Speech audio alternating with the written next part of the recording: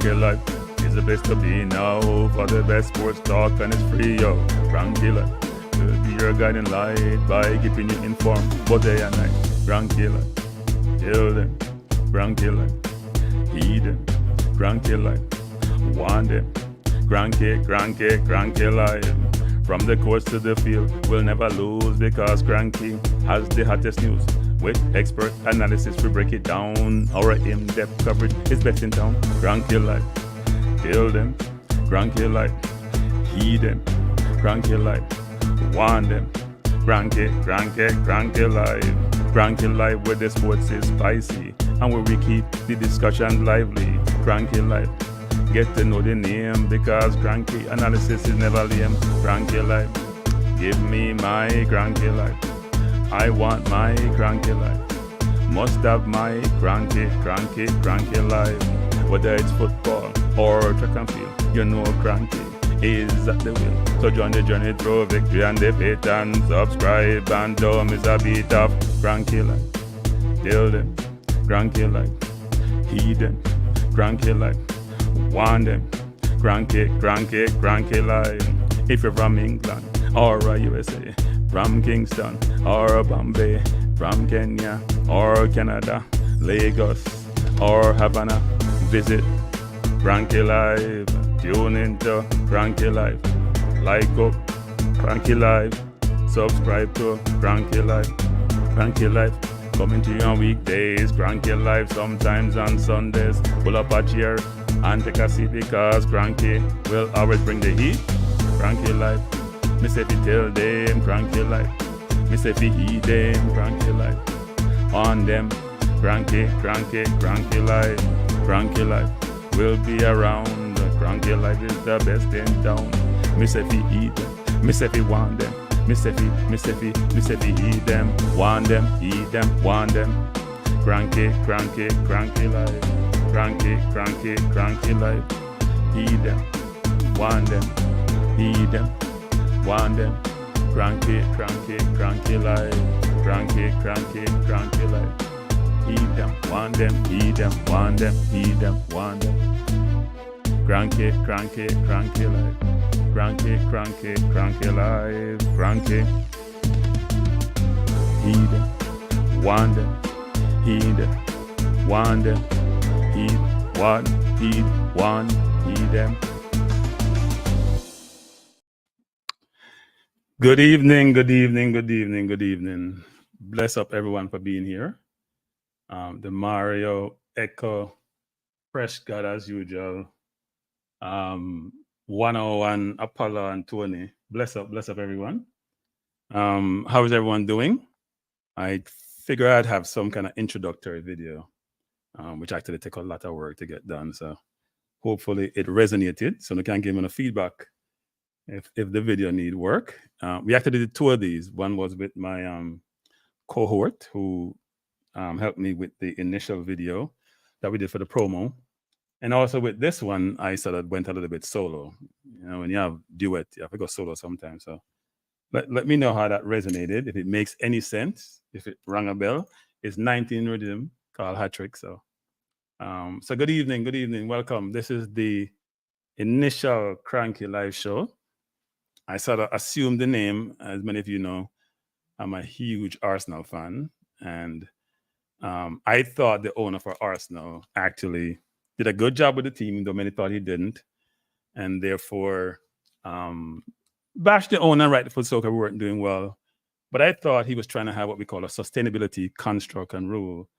So at the end of the day, I took the name because I know the name would take some bashing. You know, something like get beaten sometime. And by the way, people, I will be going between speaking I wouldn't say the Queen English, you must say American English, and then also speaking some what we call patois, but it's really Jamaican dialect. And I'll translate because I know some of you will not be of Jamaican heritage, Jamaican at all. If you're West Indian, you may understand the language, but you also may not understand the language if you're from outside of Jamaica, outside of the Caribbean. So I will translate, but I need to speak in both because some people think I don't have that capability to go between both. But it's great having you here. We're going to have a lot of fun. First, I have to say, this is going to be a sports show. This is not a football show. You know, you listen to those who listen to sports quite a bit would listen to something like Talk Sports, where they say they talk sports, but 90% is football. That will not be the case here. We'll talk a lot of football, but there are other sports in the world, other popular sports. We will talk those sports. I'm hoping to do this every weekday from 6 to 8 p.m. Defined timeline. I kind of set my ways in certain things. One of the challenge I face now is that I try not to eat after 7:30. So if I do show between 6 and 8, I will be, violating some of my own rules. But the hope is that that it's a sacrifice that needs to be made, given what I'm trying to achieve. And so the goal here is to talk sports, football. I'm a huge track and field fan. As you see from the video there, I did a video of myself actually for different reasons. One is I'm a sports enthusiast. I played a lot of sports growing up. When I was growing up, we didn't have video games. So you went outside, you play sports. Cricket, football, table tennis. If you want to call it chess sports, you play chess. We played a lot of sports. I didn't do track and field because I couldn't just run into space. I wasn't that fast anyway.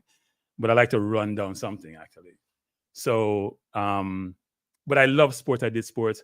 And the video you saw there of me is me just, as I put this together, is basically playing the sports that I love, even at this more, I'm going to call it mature or seasoned age. I decided that I should just give some synopsis of this. And you see me glancing back and forth as I'm trying to read multiple devices here. I have 2 iPhones, I have an iPad, I have my 2 monitors, so I'm trying to go between these devices. So work with me as I get more familiar with this space, because it's still a learning process. But it's about sports, so we're going to talk sports. We have a lot of sports that are happening. But before I jump into the sports, let me just say a couple of things. One is, I want to give thanks to a number of individuals. First, to Arsenal 101, who sort of introduced me to the space. Frankly, I didn't spend any time on YouTube. YouTube was out there, but some people in life don't get involved in certain things or recognize certain things. I didn't really know about YouTube.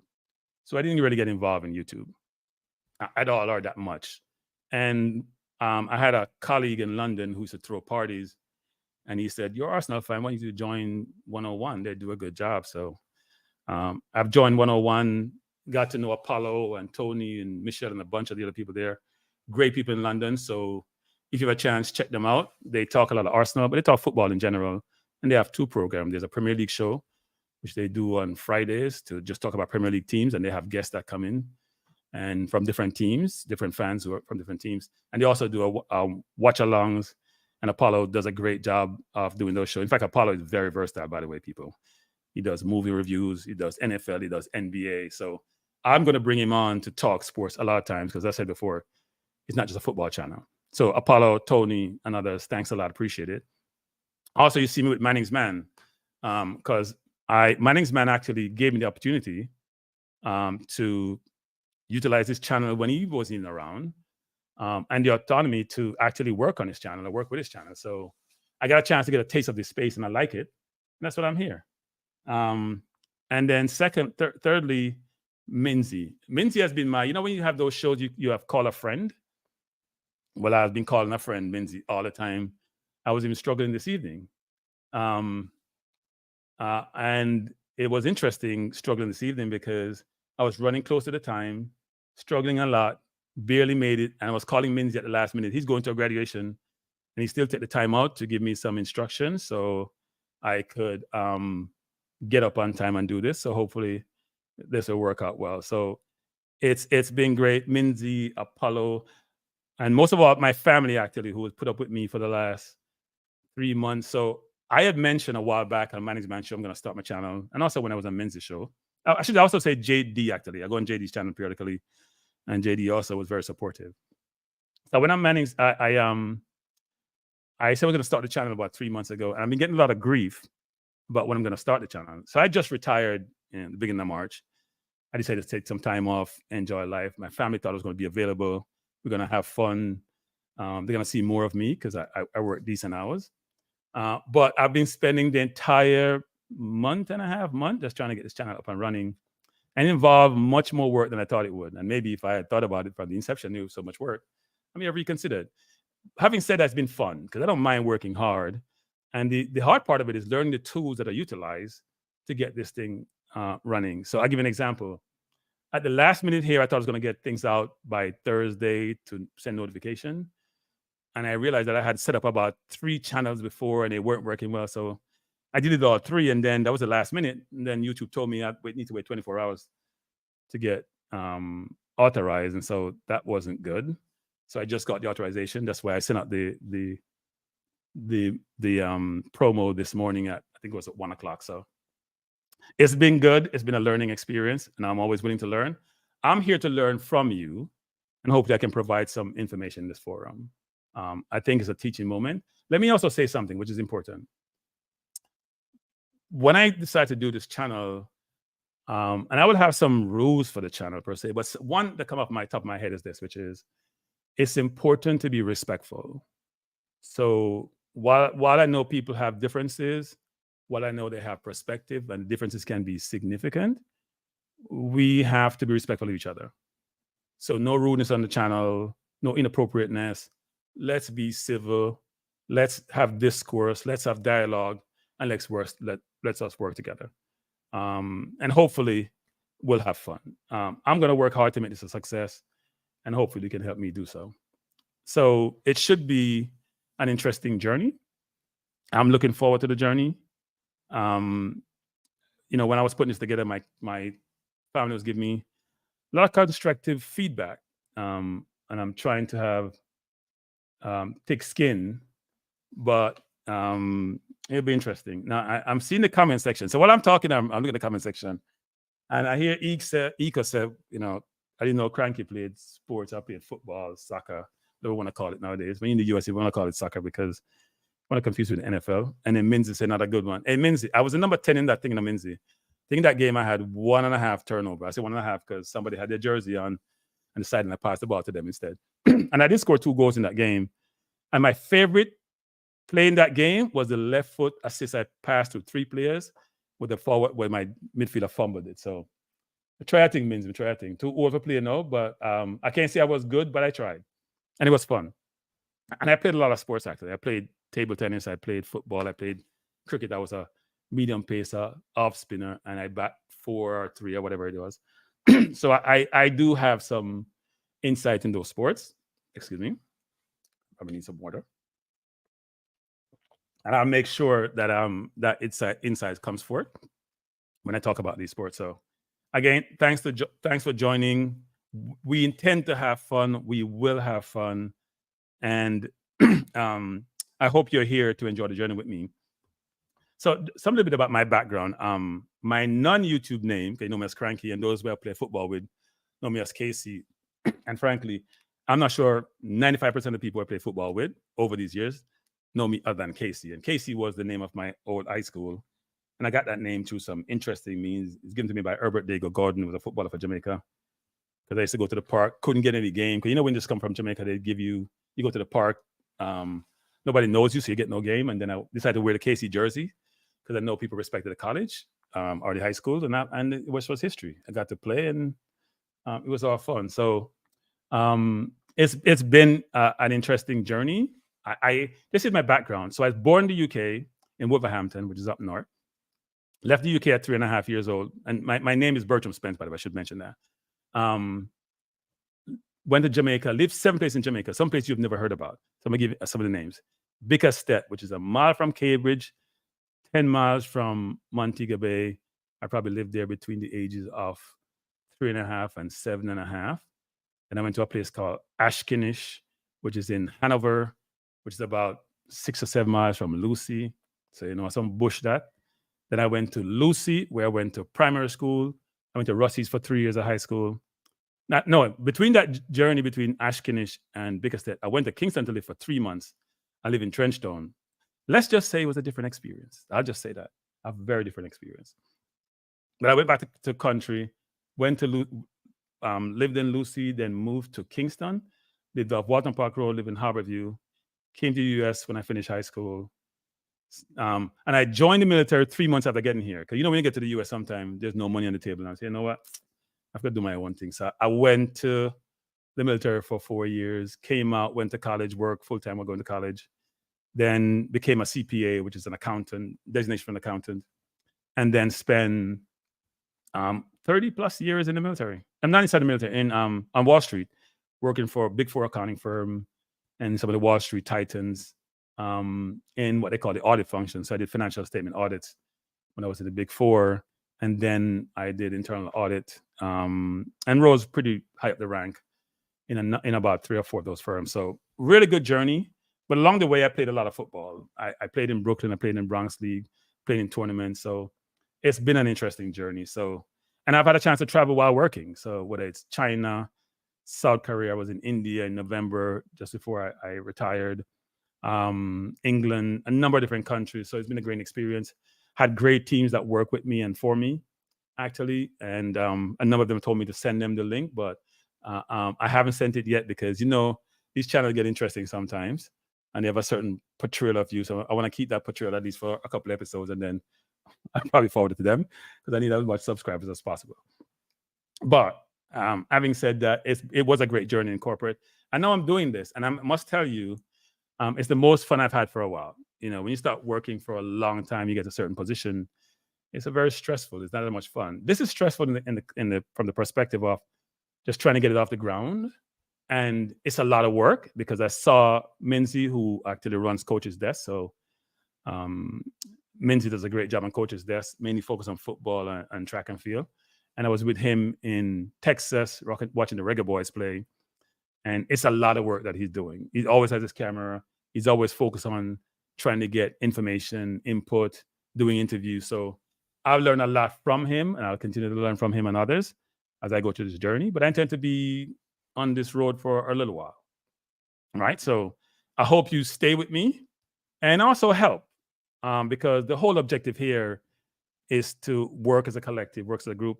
I hope my channel eventually become not just a sports channel in terms of what we talk about, because society is not separate and distinct, is not mutually exclusive from life in general. They're intertwined. So we have to find ways to make sure as we talk about sports, we're considering the life aspects to this. My hope is that eventually I start another channel, which I'm going to call Kranky Uncensored. As I call it, Kranky Get in Trouble, because I have some interesting views on life in general.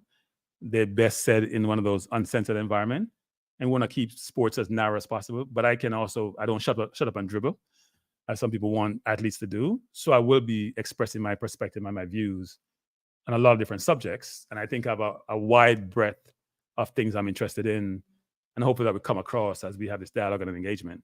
I do have a call. I'll talk about some things as we go along, but I do have a call-in number. So as we get closer to the hour, say 7 o'clock Eastern time, 6 o'clock Jamaica time, I will open the mic for calls. I did set up a number for this. But what I want to talk about a little bit is it's very interesting, actually, that there are a lot of YouTubers. The space has changed. The media has changed in what we deem media to be. Before, we only had the traditional media who we could leverage for news, which actually we are seeing is not good, or is good and bad, right? So in some instances, one will have reporters who are objective, thoughtful, unbiased. And in some instances, you don't. And their views come across when they provide news to you, whether in written form or in verbal form, which is interesting and challenging and difficult and not what I call humane. So what I would love to have happen, what has happened actually is, news is now proliferated. News is not just what the person with capital has to buy the station, buy the network, and espouse those views to the general public. Everybody can make news nowadays. That's what I'm doing in some respects. And it's different opinion, different perspective, different dialogue. And so, but we also in this space, I would hope would be responsible, right? We have to try to be responsible because you're reaching an audience, sometimes a large audience. They're listening to you and your perspective. Some may assume that what you're saying is facts and reality. A lot of time it's not. And so we need to ensure that we are accountable and we're responsible and we engage appropriately in this environment and utilize the platform that we have for good, not for just bad prep, which we see a lot of times. You know, the most interesting in news nowadays, I'm digressing here a little bit, and I said before, I may not stay on point sometimes, I'll go off on tangents, is what we see happening with the former president of the United States. I won't get deep into it because it's something I really want to talk about, but that's for another time, another day, and probably another channel. But I'm not sure how someone could be the way that person is and have 70 million people vote for them. You should think about that, right? It's almost as if we have flipped the coin, which is bad, evil, lying, inappropriate behavior is now the accepted norm. And as human beings, I'm not sure that's okay. I'm not sure that can even be okay. Then what morality do you have? It's almost as if we have lost our moral compass. It's disappeared. And I know I'm going off here on this social type diatribe, I'll call it. But at the end of the day, I think it's important. Now back to sports. So what I want to talk about today is there are a number of things happening. I will jump into them. Just a recap of the Premier League. And I'm going to jot down here because I jot down some points which I want to read. So if you see me looking down, that's the reason. I jotted some points here of points I want to make about the Premier League. First of all, it was an interesting season. Man City winning again. And by the way, I went on Wikipedia to get some information. Wikipedia says the 2023-24 Champions League was won by Man City. So point I'm trying to make is be careful your source of information and make sure you authenticate the information you get. Use multiple sources to get information and look for good sources. It's very, very important. And people don't seem to realize that, right? We take the news, we think it's Bible, sometimes it's not Bible. So I was just sort of making sure I'm getting some additional points to what I have. And that was very disappointing, actually. And people use Wikipedia quite a bit for their own news. So I think what's interesting from the EPL season is that Man City won again for what? Was that 3-4 in a row? Which is not good for all the other teams. And let me just start by saying a couple of things. Bam, thanks for coming. Mr. United, Jason, Jeremiah, Lee, sorry, mispronounced your name. Thanks for joining. I appreciate you being here and be part of this dialogue. So it's important that you authenticate whatever information you have. It's key. But back to the EPL, Aston Villa coming fourth after almost being relegated a couple of years ago. Unai Emery, who coached Arsenal previously. And I've always thought that Emery was a very good coach. But just as important is this for Emery, which is if you're going to be in any environment, you got to speak the language. I think Arteta is very articulate. And Arteta's ability to communicate may have saved him in his early years because we finished, 5th and 8th? So you're not doing well. And into this environment, coaches get fired for no reason. Those of you who follow Jamaican football, which I may touch upon a little bit, Tapper Whitmore is a coach for the previous coach of the Jamaica team who coached Mount Pleasant, who came second in the Premier League. He won the JPL. I'm digressing here as usual, so you got to stay with me. He won the JPL last year. He lost in the final this year and he got fired. Now, people get fired for different reasons, but it just tells you that you're only as good as your last win or your last trophy, in this case anyway. But back to the EPL. So Aston Villa came forward. I think Emery did a magnificent job and should be obviously coach of the year in my book, even though Pep has won again. But that's routine for Pep in the EPL. And I think Arsenal choked again. Now, I'm going to get beaten from some of my Arsenal colleagues, like maybe Apollo, who I have these continuous dialogue with about some of these things. But I think we choked again. Not choking that, because I think City was just ridiculous the second half of the season, right? I think in the last 20 games, we must have lost 1 or 2 and still couldn't win the league. So it's a lot about City. But I think we were ahead at one point. And in December, we messed up losing to Fulham and West Ham. And that's why we didn't win the league. But the thing I'll say about Arsenal is this, and this is not an Arsenal discussion today, is that for Arsenal, the great thing is that it's a young team. It's a good team. And I can only see Arsenal being good for the next 5 to 10 years, which is great. Mr. United said, Mr. United, that's not nice. He says dinner takes yesterday after your Tapa got fired. We'll touch upon that actually. But I'm gonna keep going EPL. And the EPL, the last one I'll make is about a couple more points. One is Man U. which was the dominant player, in English football for years during the Ferguson years. In Ferguson's last year, they won, 2010? They won the EPL, but they weren't a good team. We gave them the EPL because we gave them Van Persie. That's how they won the EPL. They weren't a good team. And subsequent to that, they've been changing coaches, changing players. They haven't invested well. And you can't see an upside to Man U, apart from Mano, kids like Kobe coming in. But they have been poor and ridiculously poor. And in football, normally, the richest teams are the ones who do the best. Look at Real Madrid and Barcelona in Spain. Look at Bayern in Germany. And by the way, I just saw a stat the other day where a German team have only won in the last 20-something years 4 or so European Championship, including Europa League. So even though it's a very good league, not a good stat. And most of those are Bayern, frankly. And most of them are Bayern, actually. But back to EPL. So it's been interesting, actually. Chelsea invested $1 billion+ over the last couple of seasons. Haven't seen the result, even though they have played well the latter part of the season. Cole Palmer has done phenomenally well coming from City. He looked good when he played the Community Shield against us, actually, and it worked out that he was Chelsea's best player and bodes well for England, given the Euro coming up. So that should be interesting for England. The number of players who are doing well and what it's going to mean for those players going forward in terms of how they'll be perceived, what they'll be doing, and how things will work out. I'm going to change my shirt for a little bit because I realize that my white is blocking up part of my channel. So I'm going to take the white off. But the white is not resonating well. They see me all in blue. You can see more of me, actually. And then as we go through the rest of the EPL, I'll say Newcastle did well last year, didn't do as well this year. Brighton was as well this year. So we're seeing the changes in the teams, in their positioning. But the top of the house is still Man City and Liverpool.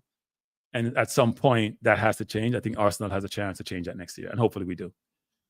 As we go to the Champions League, Real Madrid has won a game. Now, you guys tell me, are they good or just lucky? Please tell me. I'm having some problem with my thing here. Are they good or are they just lucky? Can you tell me that? I'm curious to know. Because even though they have won and they have played well, Man City should have beaten them. There is no doubt about that. Man City, I got to put my jacket back on. People, excuse me 1 second. My AC is ticking, so it's a little bit chilly. So for Real Madrid, it's been an interesting journey for them, actually, because even though they played well, they should have gotten beaten by Man City. There's no way in they should have won the Champions League in my eyes. And I asked the question, is it that Pep, is he a brilliant coach or he just doesn't coach tournaments well? I need to understand that. Is it that he doesn't coach tournaments well? Or is it that, he's unlucky? Because it's amazing that he has the best team, to me, over the last 5 years, and he has only won, one Champions League? How could that be the case? That doesn't make sense to me. How could you just win one Champions League when you have been the best team for the last 5 years? And he's being viewed as the godfather. So Jason said, it's our competition, Frank. We know how to win it. Yeah, but is it that you're lucky, Jason? Aren't you lucky? Because Dortmund was a better team. Let's be honest.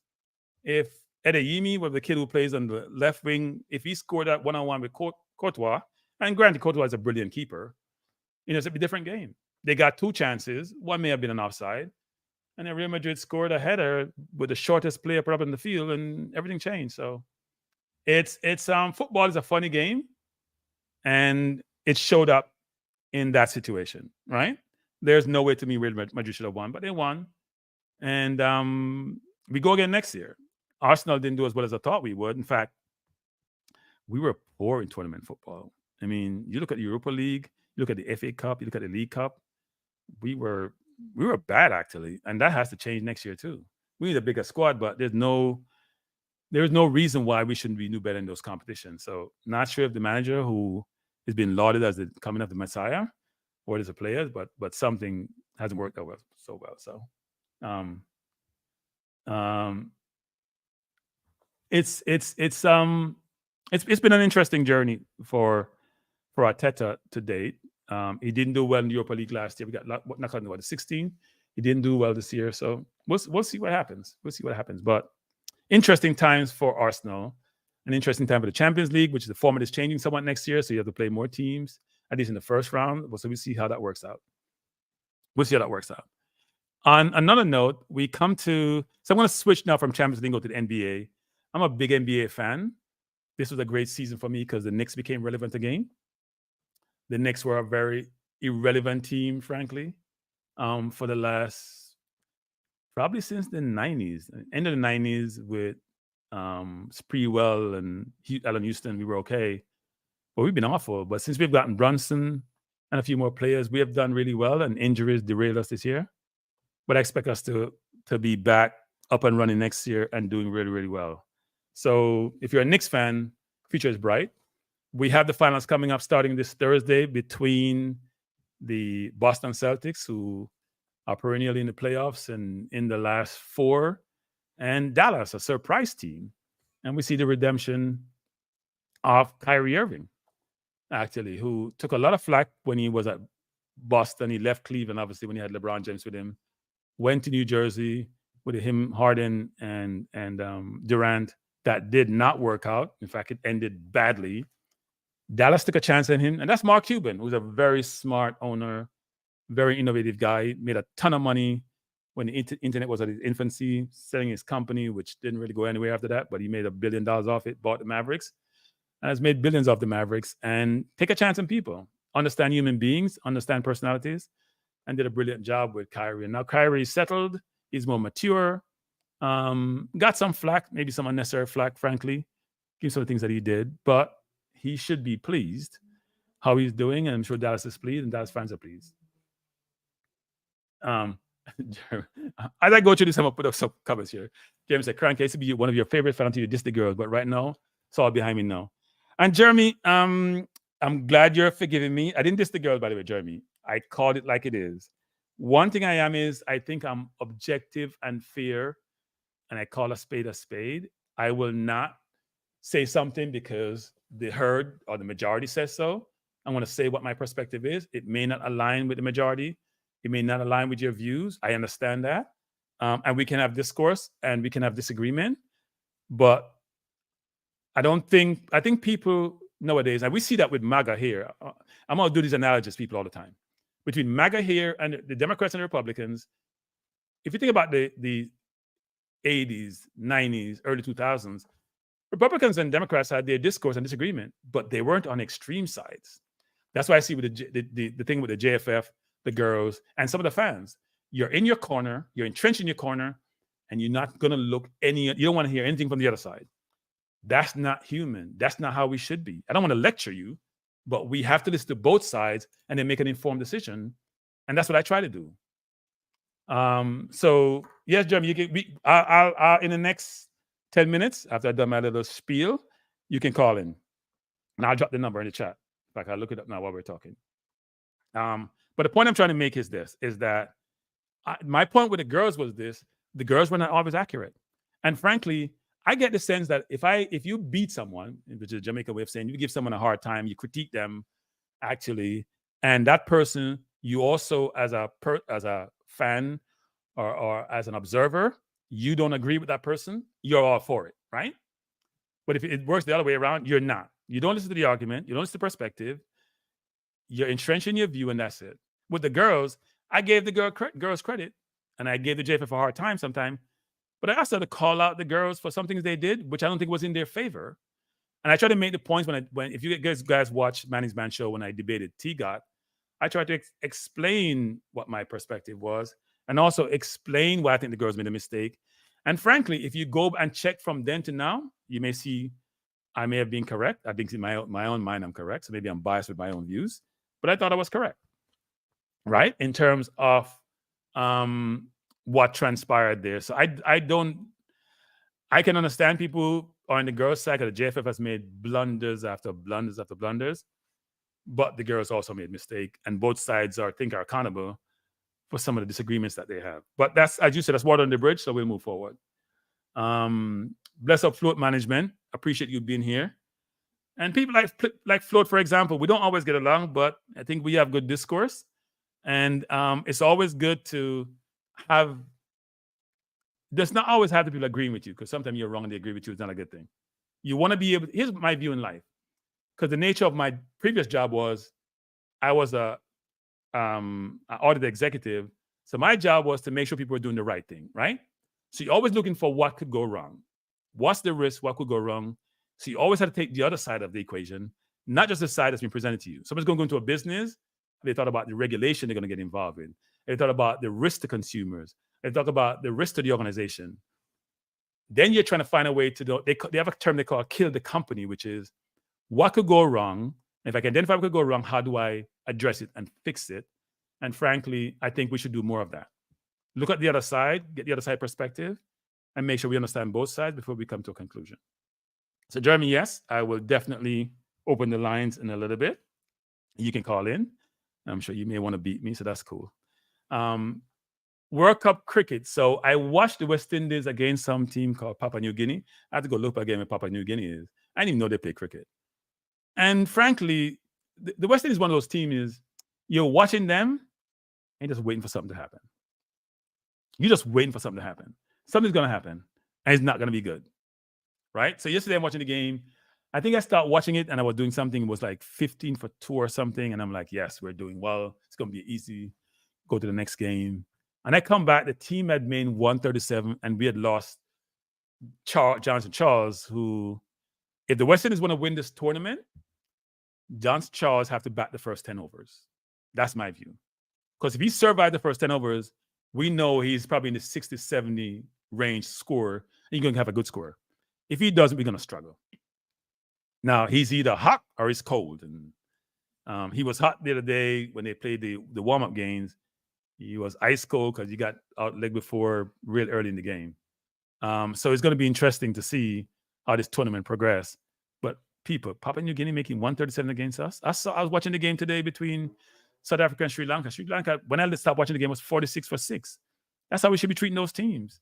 So West Indies is a very frustrating team. We can play great. We have a number of players who play in the IPL. And yet, when we come to these tournaments, where we play as a team, it doesn't work out as well, which is very, very disappointing. So hopefully we do well.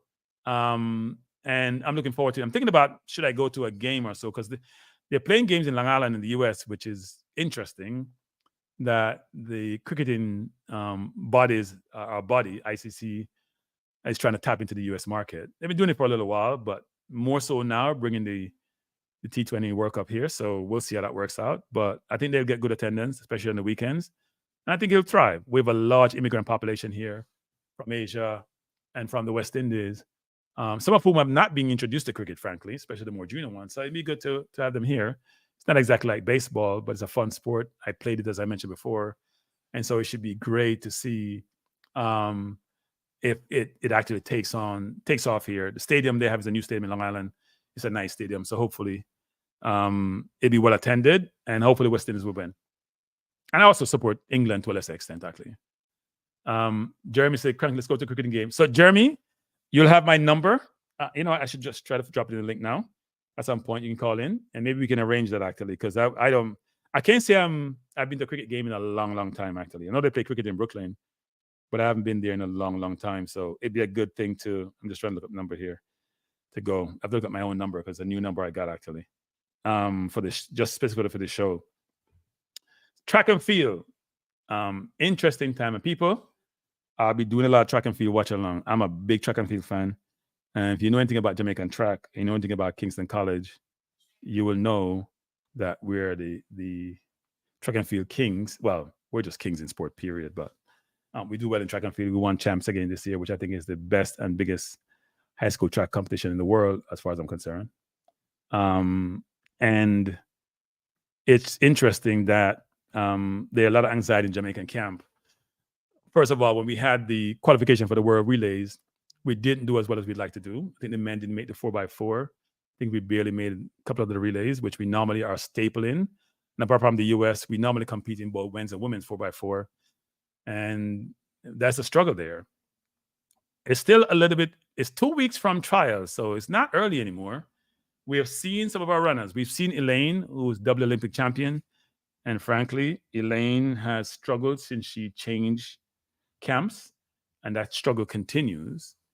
And even though she won the 100 Commonwealth Games, she has not run as well as one would like. So that should be interesting how Elaine does going forward.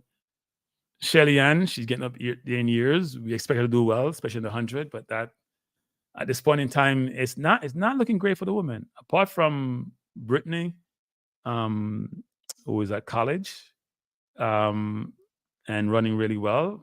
I don't. I look at the women's. If Sharika doesn't produce, it's going to be interesting actually to see how things go going forward.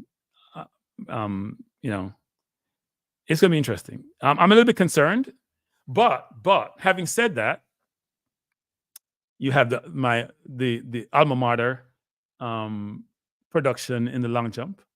You have Oblique Seville, who set the news and stamped his authority at the recently concluded meet in Jamaica by winning the 100 meters, beating Noah Lyles, even though Noah has this interesting take that his participation in the bedroom led to his loss. Me never hear that before. Oh, people, me never hear that means I've heard it before. Me never hear say that restrict your ability to run fast. Wow, that's interesting. And I thought that what I've heard about the Olympics and these games is that in World Championship is that they pass out more of the protection in that environment than in any other spectacle. Because kids out there doing their things, right? And now we're hearing an athlete, a world-class athlete, saying his participation in the bedroom enabled his loss, which makes no sense. Look, Oblique Seville ran well at champs when he won the class one boy 100, ran a good time, has been on the threshold of greatness, frankly, for a little period now, was fourth in the World Championship. I expect Oblique to deliver. And the good thing about him, he has the guru as his coach, who will also actually groom him for the right time for trials and the right time to Olympics. Because, as you know, in track and field, they work on certain specific things and make sure they get at the exact point to be at their maximum come the big event. And I think that will happen to Oblique. So Oblique is the hope. After Bolt and Blake was good, then I went to just say a sidetrack. I went to the 2012 Olympics. And when I was there, it's the first time in life I felt like a celebrity because I had my Jamaican colors on and everybody wanted to take a picture with me. Do you know Bolt, XYZ? It was the best time. Then they had concerns about terror and so security was strict, but I'm telling you, the atmosphere was awesome. What I realized was people, Brianna Liston, I was talking about Adrian, thanks. You can see that I was struggling a little bit with that. Not Brittany. It was interesting how much people love Bolt, actually, when I was in the UK, from all over. We met people from Norway, Sweden, Denmark, all big Bolt fan. I had taken a picture of the 100 meters final, but because I was trying to narrow the race itself, and I wanted to put it on my video, it was a little bit too long, even though it was about start to finish 13 seconds. I didn't have much window to put it in. And it wasn't as clear as I'd like it to be, but it's a great environment, great atmosphere. And since, Blake has regressed, Bolt is no longer running, we haven't been the same from the men's side. Now, the women have held us up big time. Sharika, Shelly Lane have been ridiculously awesome. There's such a thing in that oxymoron. Ridiculously awesome. And so it's great to see that they've done so well, but I'm concerned about this Olympics. Sharika is now running well. Shakira, I should say, running well for the US. And they have other runners that are running well. So they have US always produce a litany of great athletes, especially in the 1, 2, 4. And they even branch out to the longer distances. So it should be interesting, actually, how that works out going forward. Jeremy is saying, yes, in Europe, they love the Jamaican tracks because they can stop the Americans. Yeah, what's interesting in Europe, Jeremy? They love there's a love-hate relationship with the Americans. And I think they don't love the American government, but they love the American people. Most people think we go across the world, people hate America, but they're confusing the government with the people. Now, given how MAGA is doing, I'm sure that some of them probably don't like the people. I remember 2012, I was in England. I had a New York hat on, and this Caucasian gentleman stopped me in the tube, and says, I cannot believe you vote for Trump. And I'm thinking, well, you know who I vote for? Just because I have a New York hat on and come from the US? No, it wasn't 2012. It was 2017. Sorry, not 2012. He was like, I cannot believe you vote for Trump. And I'm thinking, why would you think I vote for Trump? That's ridiculous. Not that I think there's anything wrong with voting Republican. I just couldn't vote for somebody like Trump because I don't think he's good for humanity, much less good to be your leader. And I'm not sure how anybody, you hear me digressing again, people, anybody in their right mind can vote for somebody who has been what we call a Karen. And there's a definition of a Karen. You know, privileged individuals who believe that they have entitlement to everything that's good and who never accountable, who always do the wrong thing and get away with it, who believe they're above the law. That's Trump. So anyway, it's interesting. I'll stop digressing to that. But that should not be allowed in life. People should not be that way. And decent people should not entertain, encourage, or support someone who's like that. They just shouldn't. They can find better candidates to run for office. I'm sure if Nikki Haley ran, she would have won because Biden is too old to be president, frankly. And he's being selfish, just like Ruth Bader Ginsburg. Hear me go again, people, but I got to do it. Biden's being selfish. He should not be running. And people should tell him he shouldn't run, but they don't want to tell him. Man can barely walk and he wants to be president again. Anyway, it's interesting that we're at this point as a people and we have sports as a relief and we just have to embrace sports, talk sports, discuss sports, watch sports because it's real, it's live, it's people competing. Try to be as fair as possible. And by the way, people, I say this about, forgot this about EPL. I'm going to have a show on VAR one of these days. At least half of a show on VAR, because I think it's important to talk about VAR.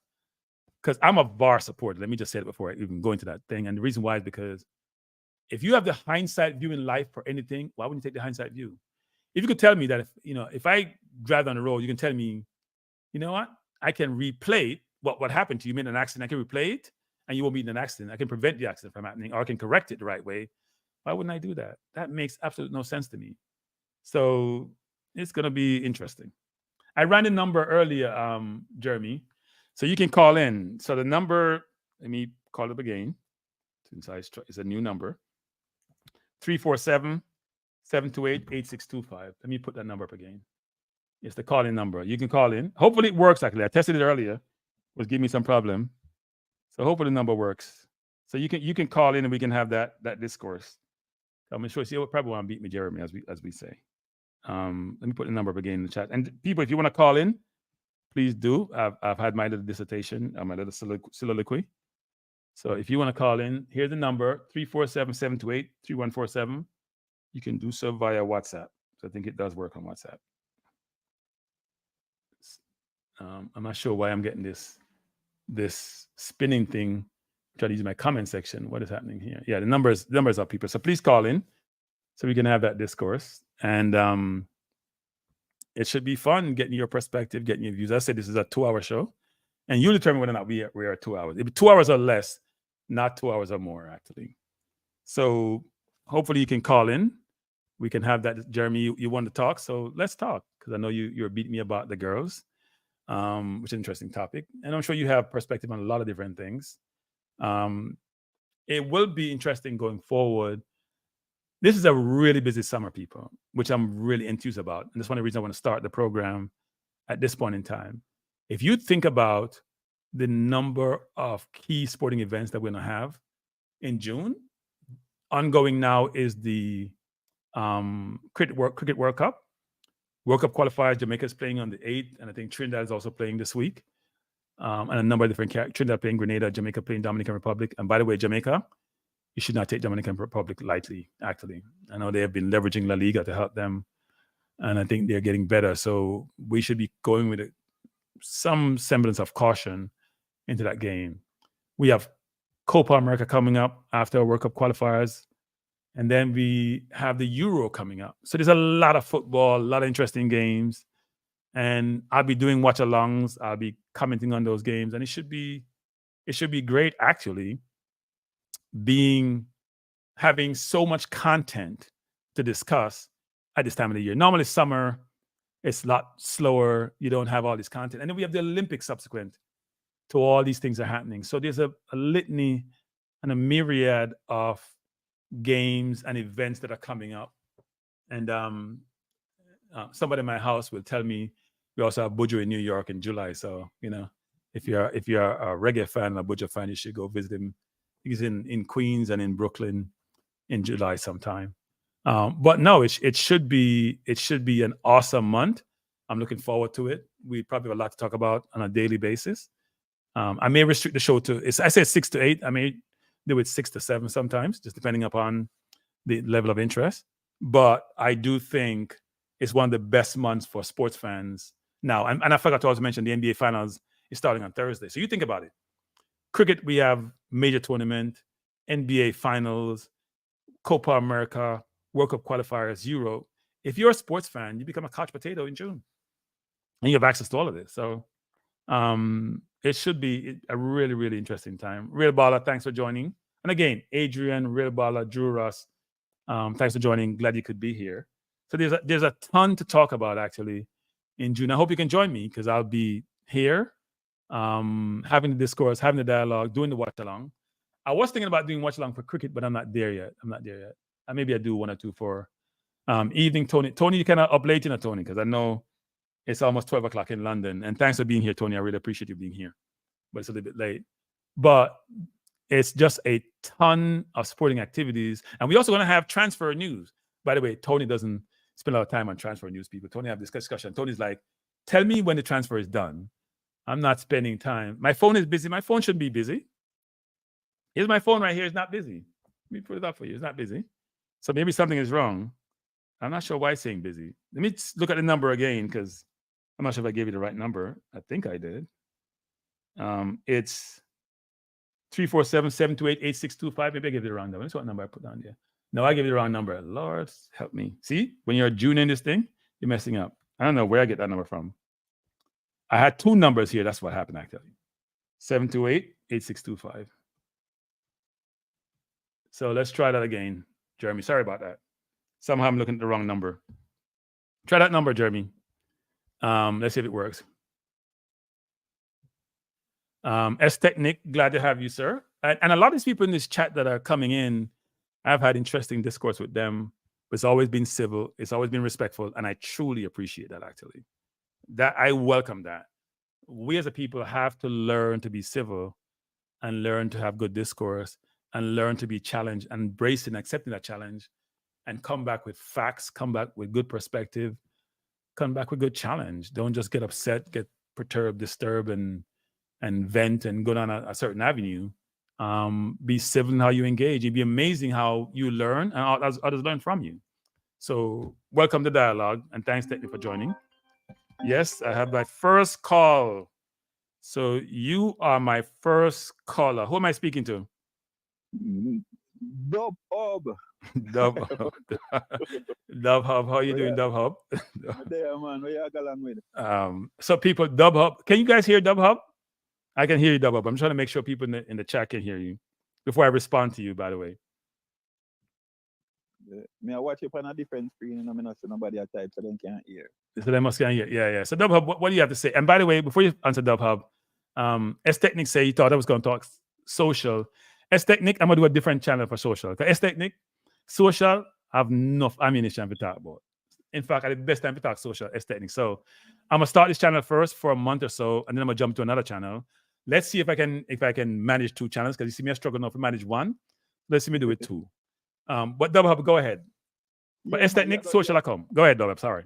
But looking at your numbers today for your first show, your 15 is good for a man that for your first show. But Kranky, I say, what I want to talk about is the game, man, that's coming up Thursday. And you know, I'm a member of the Reggae Boys community, right. And we already give away upward of like I think 350 tickets for the bleachers, right? And we're providing a marching band and banners, and we have some jingles, you know, because we are coming up with unorthodox method to connect to the people. On IRI FM tonight, the head coach will have an interview at 9:30. Then a member from our community will have an interview at 10 p.m. Jamaica time right after that. So they'll have, So, if someone want a free ticket, how would they get that ticket? well, I can give a ticket. You can raise a question, and the person provide me an email address, and the ticket will just come from the Football Federation to them. So if you can, anybody you want a ticket, I can pose that. I can, you know what? I can give away 2 tickets on your program. So you hear that, people? Free ticket to Reggae Boys. Is this the government ticket? I'm sorry. Let me rephrase that. Ticket. It's very important, people. In Jamaica, there's this division between grandstand and bleachers. Yeah, bleachers. So they're bleachers ticket, which is the less expensive ticket, but it's free, people. I mean, Jamaican them love freeness. If it's free, them love it. But it look like they don't love the Reggae Boys enough to embrace the freeness, star. Yeah, but you know what, Brian? You know what we did? Though we give away a ticket to people that have bus. Like what we do, we don't go around and give to individual. We give to organization that's are gonna bus the kids to the schools. By the way, people, I want to say this, but I intend. You mentioned bus. I intend to have a segment of my show, so it's a 2-hour show. I'm gonna call it a 15-20-minute segment. I'm gonna call it Bossa Youth. No, I'm dead serious. Bossa Youth segment. So it will be a segment where you can have somebody send me tapes or whatever of them singing, show me video of them dancing, whatever it is they're doing. So it's a sports show, people. But sports show have to have some spice different from the normal thing, you know. So until we go to my social channel, we'll do a Bossa Youth thing. You know, Jamaica talk about Bossa Youth, especially the football. Right. You know, foreign versus local. So we'll do a Bossa Youth segment, probably starting about a week or 2. And hopefully I'll get some interest in the Bossa Youth segment and utilize that to give exposure to some people. And as the channel get bigger, I want to do more of the Bossa Youth. I'm very socially conscious. There's a lot of things I want to talk about in that space. I think I need a whole different forum to have that dialogue. So there'll be a Bossa Youth segment, people, as we go forward doing this. Yeah, so you can give away a 2 ticket on the behalf of the Reggae Boys community, and you can choose your question, and the person can just provide you with an email address, and the ticket will be sent to them. Right. So you hear what Dubbo says. You can, if you don't want to be in the public domain with your email address, you can text the phone number I drop in the chat. Or no, your number. The phone number I drop in the chat. I said my number. Yeah, text that number. We're trying to figure out a way to get you the ticket. So he has tickets to Bleachers, and you're gonna give away 2 tickets to Bleachers. He's part of a reggae, I'm gonna say reggae boys community. Their goal is actually to uplift, bring people to the stadium, football in Jamaica. Okay, period. go ahead. Yes, we're trying to uplift football in Jamaica. Period. That's it. That's our motive. So, and I love that actually, that someone like yourself and others are trying to find ways to promote the sport, to get the sport to evolve and to improve, because it really does need it. And I know we keep talking about the JFF, but private citizens and private organizations and community upliftment groups can also help the JFF. Not even help the JFF, help the country, because football is a medium that can help a lot of social ills. And I think this is one situation in which you can help double. So we appreciate that. Appreciate what you're doing. Yeah, man. Thanks, man. But you know what, Kranky, so what we did, we reach out to like the Maxwell Park Children Home, the Alpha Boys School. Oh, for the record, we give 50 tickets to your school, Casey. Oh, you did? Well, you know quality anyway, so that's a good thing. That's a good thing. It's a good thing. Yeah, we gave 50 tickets to Casey, to mention up here. We gave 100 tickets to Stats. Right. You know. So what time is the game on Thursday? 6:30. 6:30 Jamaican time. Yeah, but Kranky, I know you're not into the music thing, but we also make some jingles that people call dub plate in a reggae band. Reggae Boys here. Hey, people, wait, Dubbo, must stop you. People in the chat, you know some music thing, people. They just drop a little video a while ago, people, with me I do some music thing. Well, somebody I do some music thing. So Dubbo just diss me now, because Dubbo said, Kranky, no, Dubbo just diss me, people, diss me. But all right, Kranky, can you do the drift dance? And you can do the drift dance, you know the music. No, Dubbo, I can't do any dance. I watch the drift dance, Dubbo. I can't do no dance. I've had 4 knee surgeries, I can't do no kind of dance. I was on the field. I went to the football field here on Sunday, and somebody said, "Kranky, you're change." I'm like, "Change what? I have no money to change your money. I don't change. I'm not changing anything." You should have to play on a green lizard. Yeah. I'm not changing. I'm not playing no more football. Last time I played football, I damaged myself again. No, it's not happening. So I can't even run that much anyway. But no. But Dubbo, what you're doing is admirable. It's appreciated, and I'm sure those kids you're involving and trying to assist. And I think people, here I go again on this thing about social. we have to help one another. You know, I was just talking to one of my household members about them doing things for people. She's part of a group, and they're doing things for people in Guyana. For kids, they're collecting funds. They're not only dealing with money, they're part of it. They're dealing with the interaction part of it. People don't seem to realize it's not just about money. It's your time, which is also an imperative and is important to give back. And especially if you have done well in life and you can give back in terms of mentoring younger folks, financial help is always needed. But that mentoring, and I've seen it throughout my career, I've been mentored. I've seen others being mentored. I've seen kids who had challenging environment be very successful because they had a guide, a person guide them throughout their career. And if you're in that position and you can do so, you should do so. Very important. But Dubub, truly appreciated. And you're my first caller, Dubub, so it's even more appreciated. Yeah.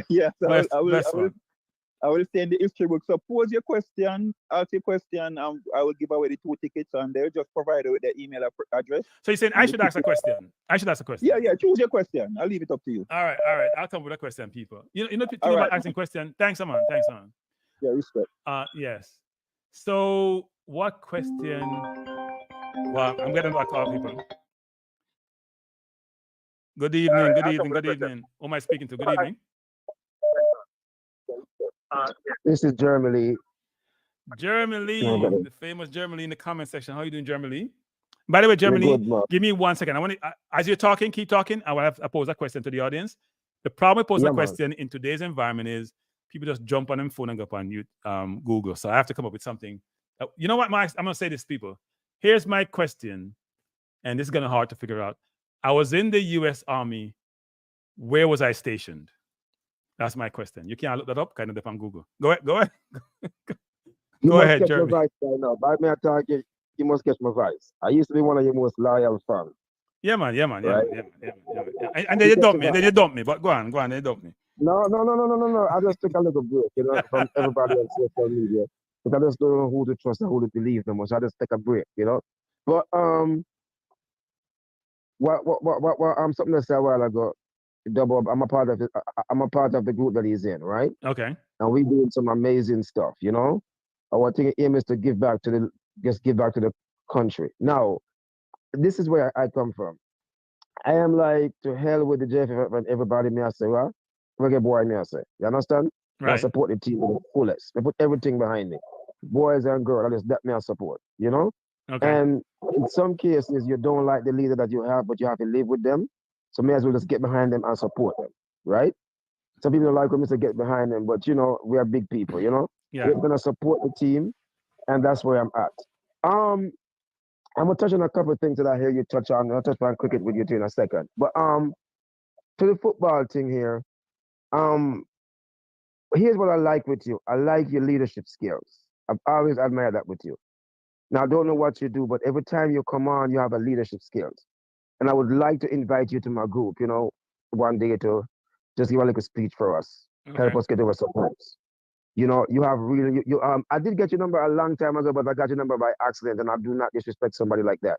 It was a time when me and you and Coach was on a call together, and he make a 3-way call, and somehow, your number came up.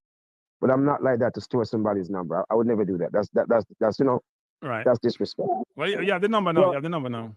Yeah, I have a number now. But I always admire your leadership. I always admire the stuff that you say, to Mr. Chung and Mr. Speed, you never hold back. And everything you say is correct.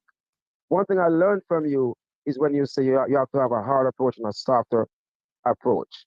And I apply that. Because some of us don't know how to take a foot off of the pedal sometimes.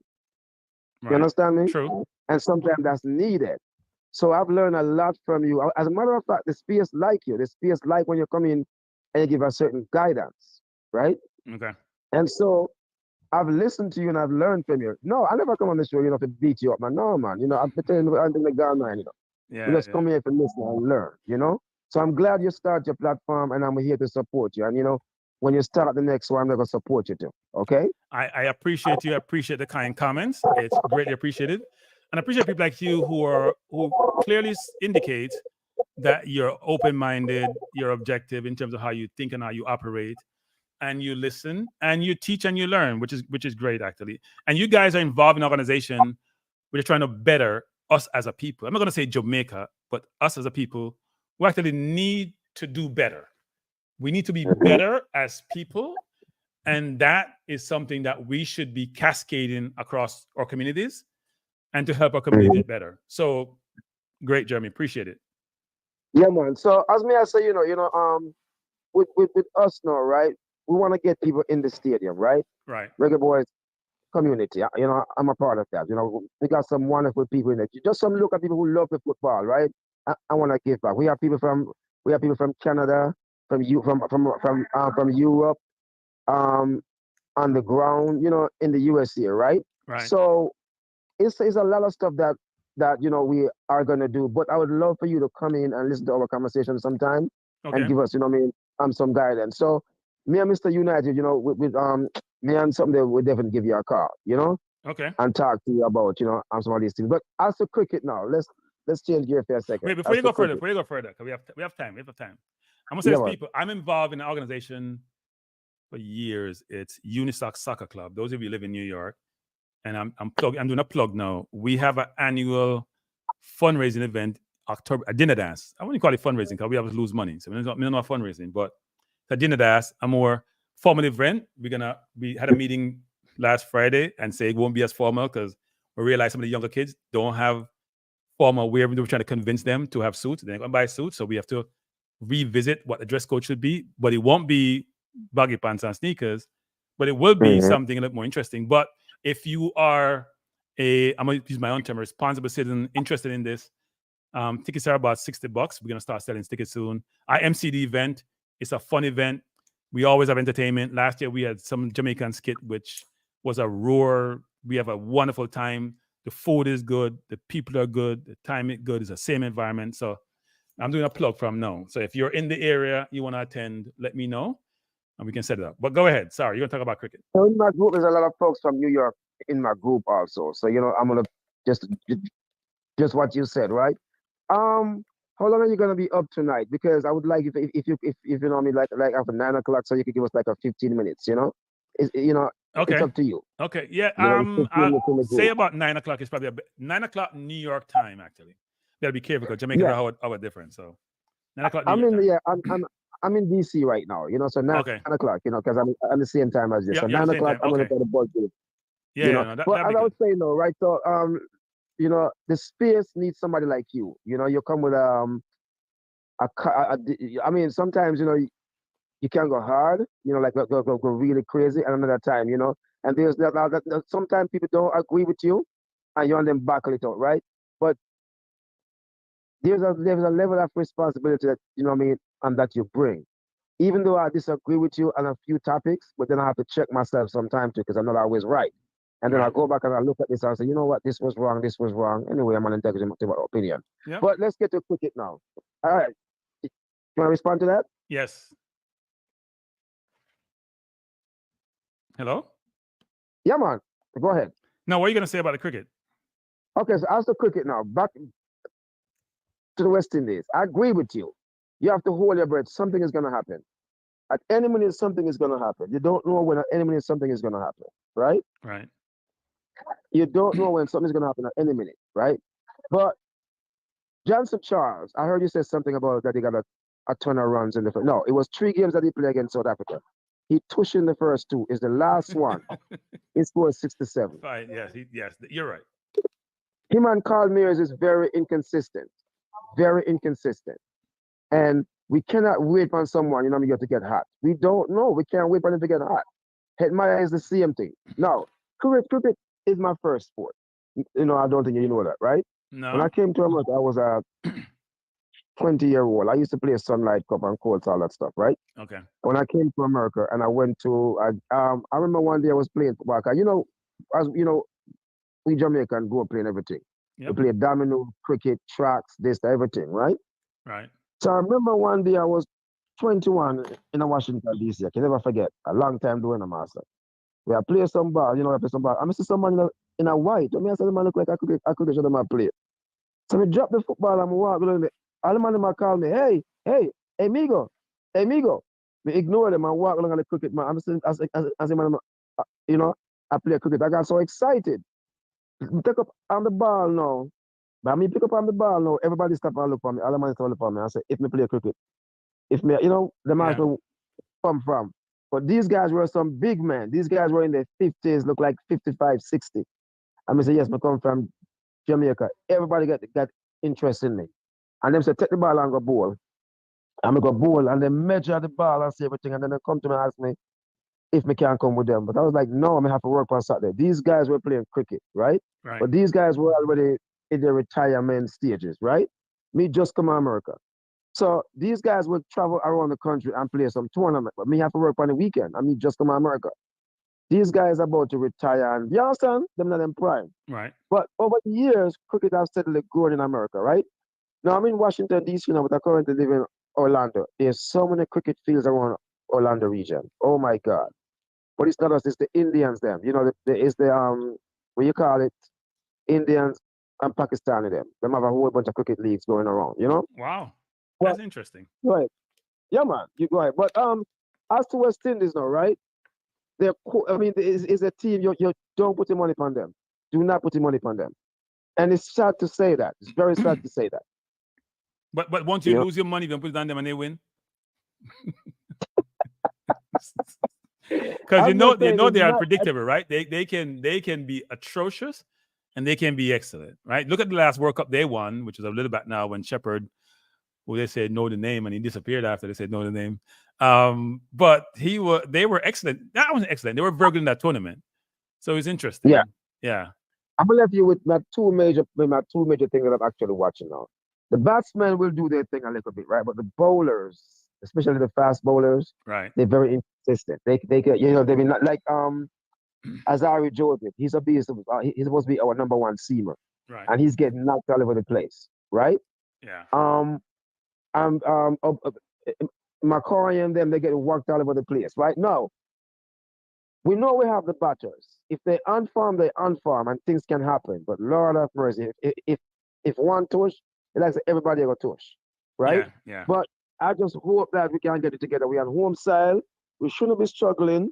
I think it was nerves yesterday, right? It was nerves. But Johnson Charles have to do better. He needs to do much better. Well, he has to get off to a good start, right? The thing about him is when he's in flow, when he's good, he's excellent. When he's bad, he's atrocious. That's Johnson Charles. So my philosophy is if he stays for the first 10 hours, West Indies have a good chance to win. But I understand that point, right? But this is T20. Right. You don't have no time to farm around, right? No, what I mean, here's my point on that though. If he stays first of all, he never bats slow ever. So if he's there for 10 overs, in 10 overs, he's gonna get most of the strike and he's gonna be making 60, 70, even more in 10 overs. That's why you want him there for the first 10 overs. Brandon King. Go ahead, man. Go ahead. No. So I'm saying if he's there for the first 10 overs, if he survives the first 10 overs, you're in a good spot because he's going to score a lot of runs. But if he gets out early, he puts pressure on the number 3, puts pressure on the rest of the batters because you don't have run on the board. He's out. Pollard, not Pollard. What's his name? The keeper. He sometimes can be inconsistent, even though he plays well in the IPL. So it becomes challenging. But hear what you're saying now, right? Everything that you're saying, don't you think other teams are looking at that? Yeah. And they know that Johnson Charles have inconsistency, and they're going to go after him. Yeah. They know if he go down, the team is going to collapse, right? Or it can hold us back. And he have a tendency to get out the first over, right? Carl Mears was the same thing, either he hot or cold. And teams are watching these weak spots, right? So I'm going to let somebody else, come in and give a call. But it was great to see you have your own show, finally. I went on Management show last week, for the first time, and he actually recognized me. Because, we have a different name, and he recognized me. He said, man, I hears me you're talking to, man, Yeah. I know your voice, Well, we appreciate you. First, I appreciate you being here and supporting the channel and supporting the space. And as you say, we'll engage off the show.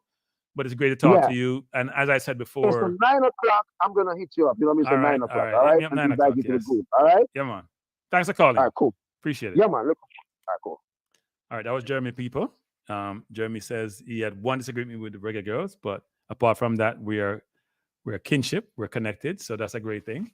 But yes, the phone line is open, people. You can call in, and let me make sure I get the right number again this time, because the last time I gave the wrong number, and that's why the number was busy. They probably called somebody this number. They're probably wondering who was that calling their number. And because it's a new number, I also have to look that number up. That's part of my problem, actually. But it's a new number I got specifically for this show, frankly. And let me try to find the number again, which I'm struggling with for some reason. It's 347. Hopefully by the next show I'll memorize the number. Even though nowadays I do not memorize numbers. In fact, I try not to memorize numbers, actually. So people, please call in 347-728-8625. Please call in. We can have a dialogue. And maybe Tony, if you're still up, give me a call, Tony, in the UK. So always good to talk to Tony. Tony and I used to disagree a lot. We seem to agree much more nowadays, especially around Arsenal football team. But it'd be good to talk to either Tony or Apollo if you're up, Tony. I know it's what time is it? 12:16 in London. But if you're up and you have the WhatsApp number, give me a call. I'd love to talk to you.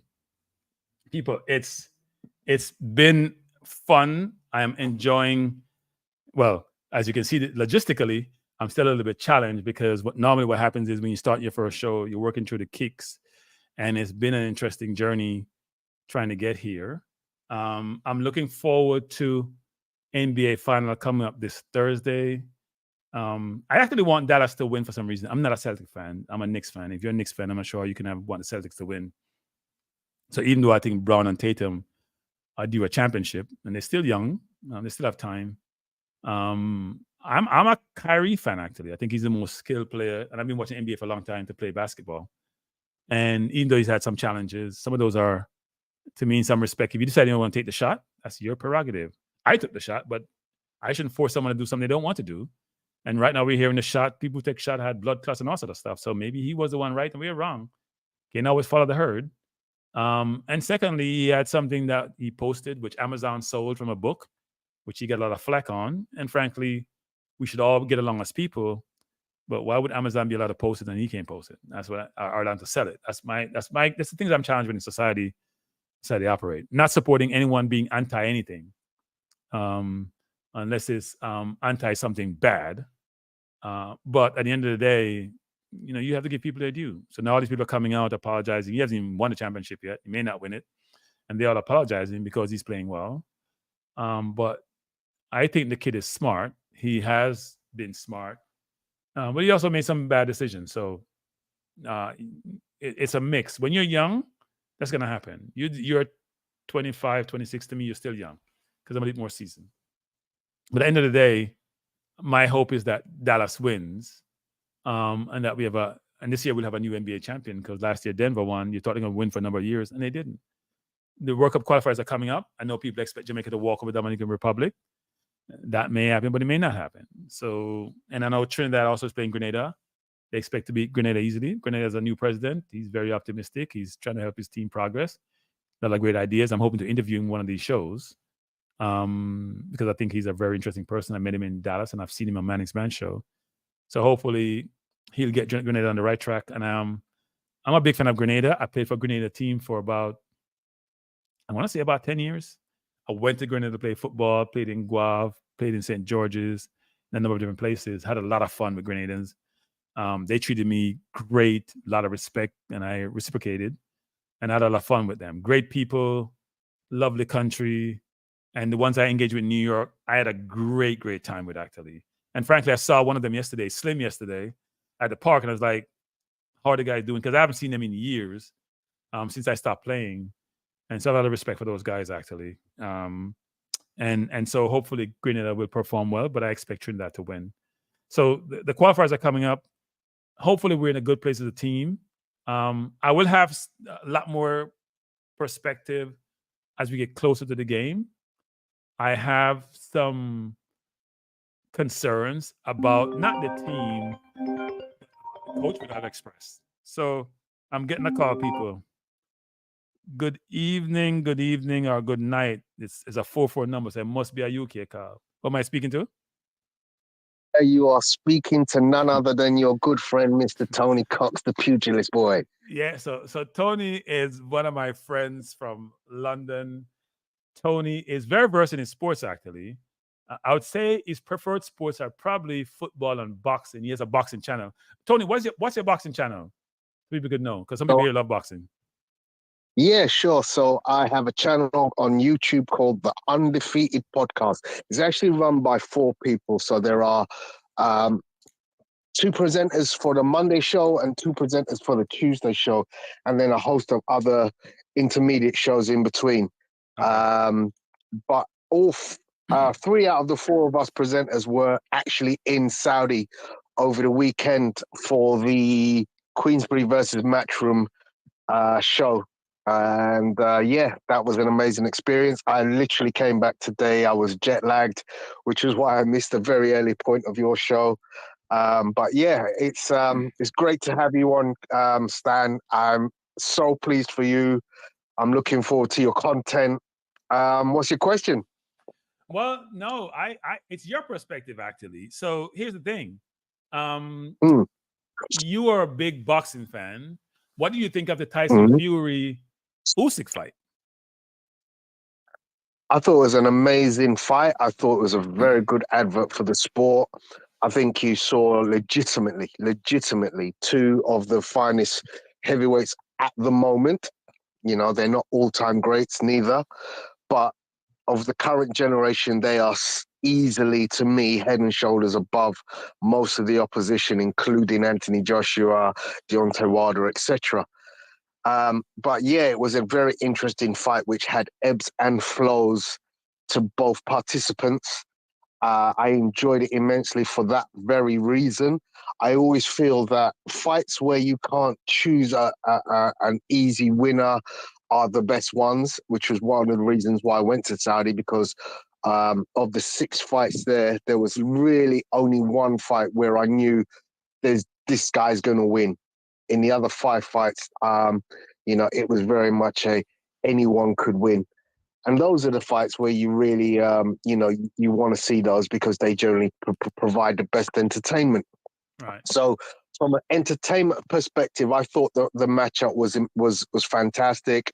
Both fighters showed their skills in the fight. I think there were mistakes naturally made by Tyson Fury, which he can correct, which makes the rematch even more intriguing, because I can see how Tyson Fury can make some adjustments and can be the victor in a rematch. However, having said that, we have now seen that, to me, that was the best performance of Alexander Usyk's career. And we have seen that he was capable of dealing with the size and variety of styles that Tyson Fury was able to bring to the table. It makes him the favorite going into any rematch. The fact that he was able to floor Tyson, or at least get him in a point where he was going to hit the floor had it not been for the ropes, also shows that, you know, Alexander Usyk now knows he can do that. He can do that. And I think it kind of mirrors what you saw with Tyson Fury when he first went in with Deontay Wilder, where he got knocked down several times. But he suddenly realized towards the end of the fight, actually, I know how to hurt this guy.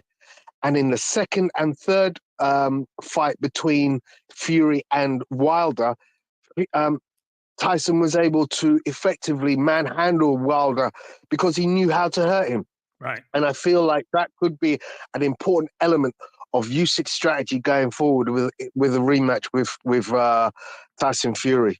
The fact that he now knows he can better him and he can hurt him. Yeah, I thought it was interesting, actually, because I thought they should stop the fight when Fury got in trouble. I have no idea why the fight wasn't stopped. That was amazing to me that the fight wasn't stopped. What are your thoughts on that? What are your thoughts on that?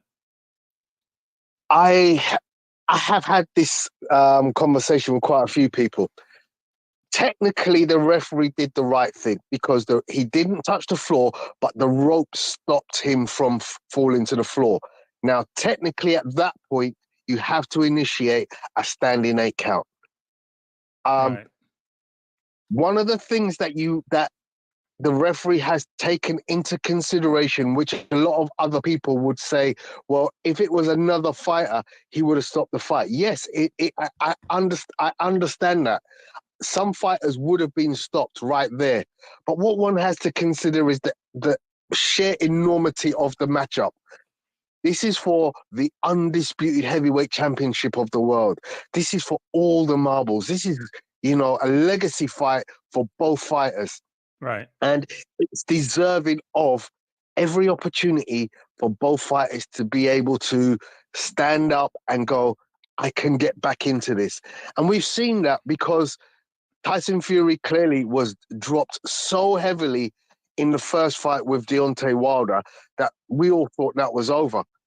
And we saw him rise at about 6 or 7 in Undertaker fashion, that it was like, what on earth has happened here? And so with that history in our mindset, we kind of have to know that, you know what, let's just see, give him the benefit of the extra couple of seconds, because don't forget that knockdown happened right at the end of the round. And by the time the referee had finished his count with the advantage of a little bit of sway here and there, he actually listened to the bell. The bell was the next thing that he heard, and he didn't have to face another punch. So for that reason and that reason alone, I thought it enhanced that fight because it allowed us to see a further, 4 rounds took place after that. So I think it was a call that could be seen to be both a negative or a positive, and I chose to see it as a positive. I think Tyson got comfortable. I think Tyson got comfortable actually at some point in the fight. Before he got hit, he was Tyson doing well. Requires that. Yeah, Tyson needs that in his fight. He has to be comfortable, and this is reason why he's so demonstrative in his manner, in the way he approaches fights, in the way he talks about his opponent, in the build up to a fight. You see, he's very relaxed and he's very much a braggadocious kind of guy who likes to get into the mindset of the other opponent. He has to feed off of that energy, right? And that's what he brings into the ring, And let's not forget the greatest of all time, the late great Muhammad Ali. He was a similar kind of fighter. He needed to live off that energy, the pre-fight hype, the rhyming before the fight, the taunting at the weigh-in. All of that was part of Muhammad Ali's makeup. Now, I'm not trying to compare Tyson Fury and say he's anywhere near as great as Muhammad Ali, but what I am saying is that's the ammo. That's how he's made up psychologically. He needs that impetus of comfortability and one-upmanship on his opponent, which, along in time, there's been loads of fighters like that. Floyd Mayweather lived like that. To a degree, Roy Jones Jr. even. Right. Yeah, now, look, I think Tyson has done really well. He's made a lot of money. He's had some challenges, both mentally and otherwise. I thought he probably should have fought Joshua a while ago and made a ton more money, frankly. That fight would have been huge. Now Usyk has dominated the division. He's beat Joshua twice. He's beaten Tyson. Who else is there for him to fight apart from another rematch with Tyson, which I think is going to occur in December, correct? Yes, that's correct. And in all honesty, I believe at the end of that, we'll see Alexander Usyk retire. I think he's the kind of guy that realizes, I've been in this game a long time. He definitely gave me sound bites from his post-fight conference where he was explaining about, look, he had been in camp for 8-9 months for this fight because there was an injury to Tyson Fury, and then there was a further delay to the fight. That fight should have happened in December 23. It happened in May 2024. So it's not like he stopped training and then came back and started camp again. He just kept training. Right. And he is such a professional. Remember, this guy is an Olympic champion. He had an exalted amateur career of hundreds of fights. And I think sound bites tell me that I've now completed the sweep. Olympic gold, cruiserweight undisputed, heavyweight undisputed. I don't need anything else. There is no other reason for him to continue boxing, in my estimation, other than to beat Tyson a second time and say, right, that's it. Because the next fight would not have the kind of marquee matchup. You know, a third fight with Joshua, well, I've beaten twice. Right. A third fight with Tyson Fury, if he's beaten twice, becomes pointless. But Tony, here's my last point in this. The Saudi money, it's so compelling, it's hard to walk away from, isn't it? It is. You're absolutely right. You're absolutely right. That and that alone is the only reason I could see Alexander Usyk staying on. If Turki Al-Sheikh and the heads of state that support boxing in Saudi should wish to keep him active and persuade him somehow to fight, I don't know who. Right. Because that would be the question. Who is he going to fight? And there's we nobody. Don't need to see the. Yeah, go ahead. We don't need to see the Joshua fight again. We wouldn't need to see Fury again if he's beat him twice. So the next name on the list, I think, is possibly Daniel Dubois on the back of what he achieved this weekend by defeating Filip Hrgović. Other than that, Big Bang Zhang. So it's none of those fights is, he doesn't need to fight Daniel Dubois. He's fought Daniel Dubois already. Yeah, so he doesn't have any. He's undisputed champion, and I think he's very resilient, right? He's very resilient, and he's tough. He's resilient, and he's skilled, and those attributes are hard to overcome for any fighter. Yeah. So before you go, anything on football? Before you go, anything on football? I know we've talked boxing quite a bit. Just a very, very quick point in relation to Alexander Usyk. He reminds me of Khabib Nurmagomedov. Yeah. In that, Khabib walked away from the UFC at the top of the game. He went, I've done it. I've done everything I need to. And I believe they're very similar in mindset. Yeah. Now I can see that. And they're probably similar part of the world too, so that mindset probably similar. Yeah. As far as football is concerned, it's crazy season now, Stan. As you know, I would like to maintain radio silence for the next 2 months, if I may. Okay. But my thoughts are this on my favorite team and your favorite team, Arsenal. Trust the process. Yeah. If we were to, and I mentioned this to Apollo earlier, if we were to sell, this is totally hypothetically, if we were to sell Bukayo Saka in the summer and invested in 3 world-class players at various places across the team, I would still trust the process. I would not throw the what do they call it? The thing out of the pram. Baby out with the bathwater? Yeah. I wouldn't be doing that. I would be like, okay, that's what they've decided to do. Arsenal are in a position where they have to make, like every other club now, a number of key strategical decisions. It's not just Arsenal. Man City have the same situation. Real Madrid have the same situation. So hence you're going to go through crazy season now. And everybody's being linked with everybody. And people are going to gazump people left, right, and center. And so rather than get myself involved in that and lose my absolute mind with the hearsay, I'm just going to trust the process and allow them to do what they need to do. If they sell a prized asset and replace it with 3 absolute gems, I will trust the process. Last year, people were throwing out the bathwater because we sold a big piece in Granit Xhaka. And listen, you and I both had a very similar opinion of Granit Xhaka. He had the year of his entire life last year with Arsenal, or the season before, I should say, with Arsenal. Right. And to his credit, he went and he improved so immensely under the tuition of Mikel Arteta that he was able to go to Bayer Leverkusen and become a focal point of that amazing undefeated team. undefeated team that won the Europa League and the Bundesliga. He was a focal point of that team. Now, would he have been that prior to Mikel Arteta joining the club and helping him to become the player that he has now become? I don't believe so. But what we did was we sold a big piece in Granit Xhaka, and we inherited Declan Rice and Kai Havertz. Two pieces which, to me, made that move to sell Granit Xhaka 100% acceptable.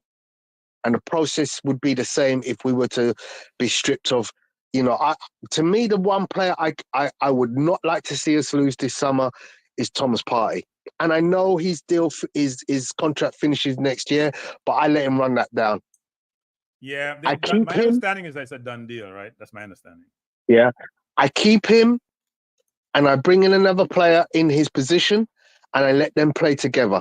I believe Thomas Partey and Jorginho will both leave the club at the end of next year. Yeah, look, I think the club needs enhancements in a number of areas. People may not think so, given how close we come to City, losing by 2 points. But you're right. If Partey goes, you got to replace Partey. They need a backup for Saka or competition for Saka. You need somebody that's on the left to me. You need a more dynamic winger. Somebody can just go by people. We don't, it's when Doku comes in the game for City, he goes by people. He creates havoc. We need a havoc creator for Arsenal. We don't, Saka, his stats are brilliant. When you look at his game, he doesn't really create havoc as you see with some of the more elite wingers. I heard we talking about Williams from La Liga. He's a possibility. Nico Williams. Must be what happens, but you're right. There's some players like Partey who are hard to replicate, but as they say, the best ability is availability, and he hasn't been available, unfortunately. As you hear me tease about this, Tony, all the time, which is, when you reach the 40s, it's hard to be available. Yeah. I don't think he's 30. Yeah. I'm sorry, he's not. Yeah, I know. I agree with you. All right. But I know it's late. I appreciate the call as usual. Always bring a lot of good insight and perspective to our sports discussion, sir. And look forward to having you going forward. Should be interesting as we go through. As I mentioned earlier, June is a very busy sports month. There's a lot to talk about. Yeah, it's definitely going to be a lot of action to talk about. I mean, we haven't even touched on the NFL. It's gone absolutely crazy out there. Yeah. You saw the basketballers. So here's the last thing on the NFL, by the way, Tony. Last thing on NFL, which is, why would anybody play running back? It's the worst position in football. Why would you play running back? If you're an athlete, why would you play running back? As you know, my cousin is the running back at the Giants. Yeah. Jason Corbin. It's the worst football. It's the worst position in football. Yeah. It has, a very short career span. It pays the least. It's the only position where you can actually get hit. So here's what's interesting, Tony. Here's what's interesting, Tony. It was the second best position in football for a long time, right? Correct. Yes. So what happened is, which is really weird, as you have more minority quarterbacks, I'm going to choose my words carefully, coming to the league, and they're more mobile, because they used to block them for coming to the league. You remember Warren Moon went to Canada? It changed the whole dynamics of how quarterback is played, and lessened the league, and much more wide open game, and lessened the league for running backs. It's amazing how that works out. Yeah. Amazing how that works out. So, yeah. We'll have an NFL show at some point, and I'll bring you on live actually to talk more NFL. You and Apollo, actually. Definitely. Okay, I look forward to that. All right, sir. Thanks a lot for calling. I know it's late. Thank you. Take care. All right, take care. Thanks. Bye. That was Tony. As I mentioned before, we're also on a panel at Arsenal 101. There's a if you're an Arsenal fan, there is a forum that our group that they meet in, and the Arsenal 101 always do watch along, and great people, great insight. When I was in London in 2017, I met up with the team over there, went to dinner, had a great time with them, and they're awesome. So if you are interested, you can subscribe to the channel and support the channel, because great insight, great perspective, and love engaging with them. So people have dropped the number. Please call in. It's I'm 20 more minutes left in the show. And by the way, I'm gonna drop my my video before the show is done because I haven't gotten any people. I haven't gotten any feedback on my video. Like, what's that about? I haven't gotten any feedback on the video. You may not have seen it, so I'll drop it before we leave, and we can comment on it tomorrow. But I spent some time on that video, so tell me if the video makes sense. If you like the video, dislike the video, constructive criticism is always welcome. Actually, as I go through the process, because I gotta have some kind of opening for my show. It'd be much shorter. When I went through doing this research, the traditional opening for a YouTube show, not opening actually, but intro for the show, they say should be 15 to 30 seconds. Mine was 3 minutes because I was like, you know what, I'm not following the norm. That's not me. I want to have something much more can be remembered. So let me know your perspective. Good evening. Good evening. Who am I speaking to? Hey man, Kranky, big up yourself. I'm Martin Baker. Martin, how are you doing, Martin? Yeah. There, man, me there. Plus, I check in and me see say start a show. Yes. As the most of the people they will come in and say, when me see your channel, me say, thank you God. At least one more person where no bias, but just stand for the truth, where just tell anybody the frank and just give the right opinion with knowledge and education. You have a plus, that me can say, is a plus, an X plus to the YouTube space right now. I'm glad to say, I say, yeah. Me hear JD show someone say, I go do one show, I wonder if I say, I go come on somebody's channel, I wonder if I can me see it and it just pop up. I'm not going to that. No, it's not. No, JD and I get along really well, so I don't think it's me. I just started today, so. And I started a bit late. Then I wanted to, and I had some logistical problem. But no, JD and I get along. It's not me at the beating. This is not like those rappers who are having these beef. I'm not into that. I'm a grown up. This is not Drake and Kendrick That's Lamar. That's say I want plus. This is not Drake and Kendrick Lamar. Right. I'm not into that. So, but I appreciate the call, Martin. I appreciate you listening. Appreciate you being here, and I appreciate you calling in. This is very, very important. And as I said before, I'm going to try to do this. Calling about the squad. Me just want to man. Go ahead. One level, and they tell me, my level stay for Thursday match. Because I that try get a chance. Me say ask one army question, but me I say that unfair. No, football ticket, and me don't know nothing about the army, man. No, I said, where was I stationed? It's just a state where I'm stationing. Here's why I asked the question the way, because today, and nowadays when you ask questions, everybody go Google and they get the answer. I'm like, how do you then ask a question which people may not know, but if they guess close enough, you say, you know what, you won. So I asked a question which I know you can't Google it. Even with a caller, he give him a 5. I give him a question with, oh God, all right. But me I said, this is my level. I may just see one ear point of view. Okay. You just want to hear point of view or it look. Me have Hector based on the last window, sorry. Yeah. With US and Panama, we have Hector and Bernard, the center back. With the left back, we have Gregley still. So we keep Gregley because Bell no back. And with the right back now, base fan say Dexter out because of suspension when we hear. Me most people have Tava and Gray, but me really impressed with John Bell with Guatemala, to be honest. Me really impressed.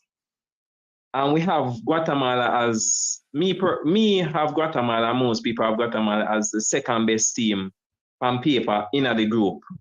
Right. And me really showcase, and that Guatemala team, we have local mix, but they may have about 7 to 8 player way that playing at the Gold Cup before that, and him really impressed me. So me would have picked John Bell over Tavan. If somebody have Tavan, it's fine. I want to course Aquari, but me would have put John Bell. Okay. In the midfield now, me I put 3 in the midfield. Because I believe so Jamaica will go up on the front foot. This qualifier, we want to top the group with goals and have goal difference, because we don't know what will happen to Guatemala. Because Guatemala are going to be a good fight. So I hope the coach will go up on the front foot. So I go put Lambert.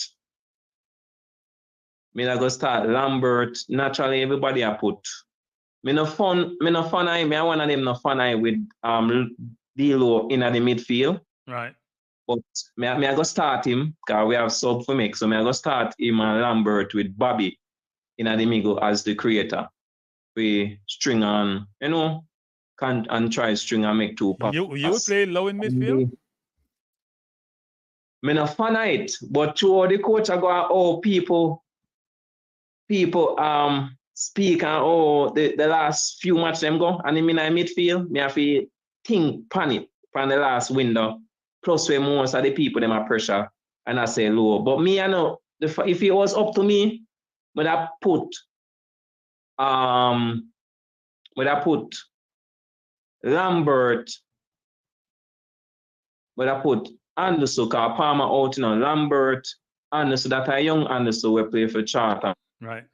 I'm gonna put Bobby up top, like the number 10 or the attacking mid up top. But true, as me say, how it go and how the coach played the last window, me have to drop low night and put low there. So low, Lambert and Bobby, Miguel, striker, Antonio. Me believe Cephas a right wing, so Cephas will have on the right, me believe, and Shamar up on the left. No, Cephas on the left. I saw Cephas right foot. Cephas on the left. Barely play left wing, right? Barely play right. Right, all right. So Cephas will have on the right, and Shamar Nichols up on the left. Naturally, because enough time we play and we see Shamar come out for the left many times. Right. So I believe in a 80 goal, the 80 game, him play a lot on the left and go on the left and run in and screw a ball on him something. So him look like him love over there. So that's my squad. If we start, I mean, hope say, we can see at least a 2 clear goal, the most 3 clear goal. Me not say DR can score upon we because them do them scouting and thing based on my opinion and my research. Watch 2 highlights with them what they and them have some player. Them have one player where number 10 me don't know. We have a problem with crossing and me afraid because that one thing in the man foot like it does pinpoint. It does literally go in the box where you want it to go.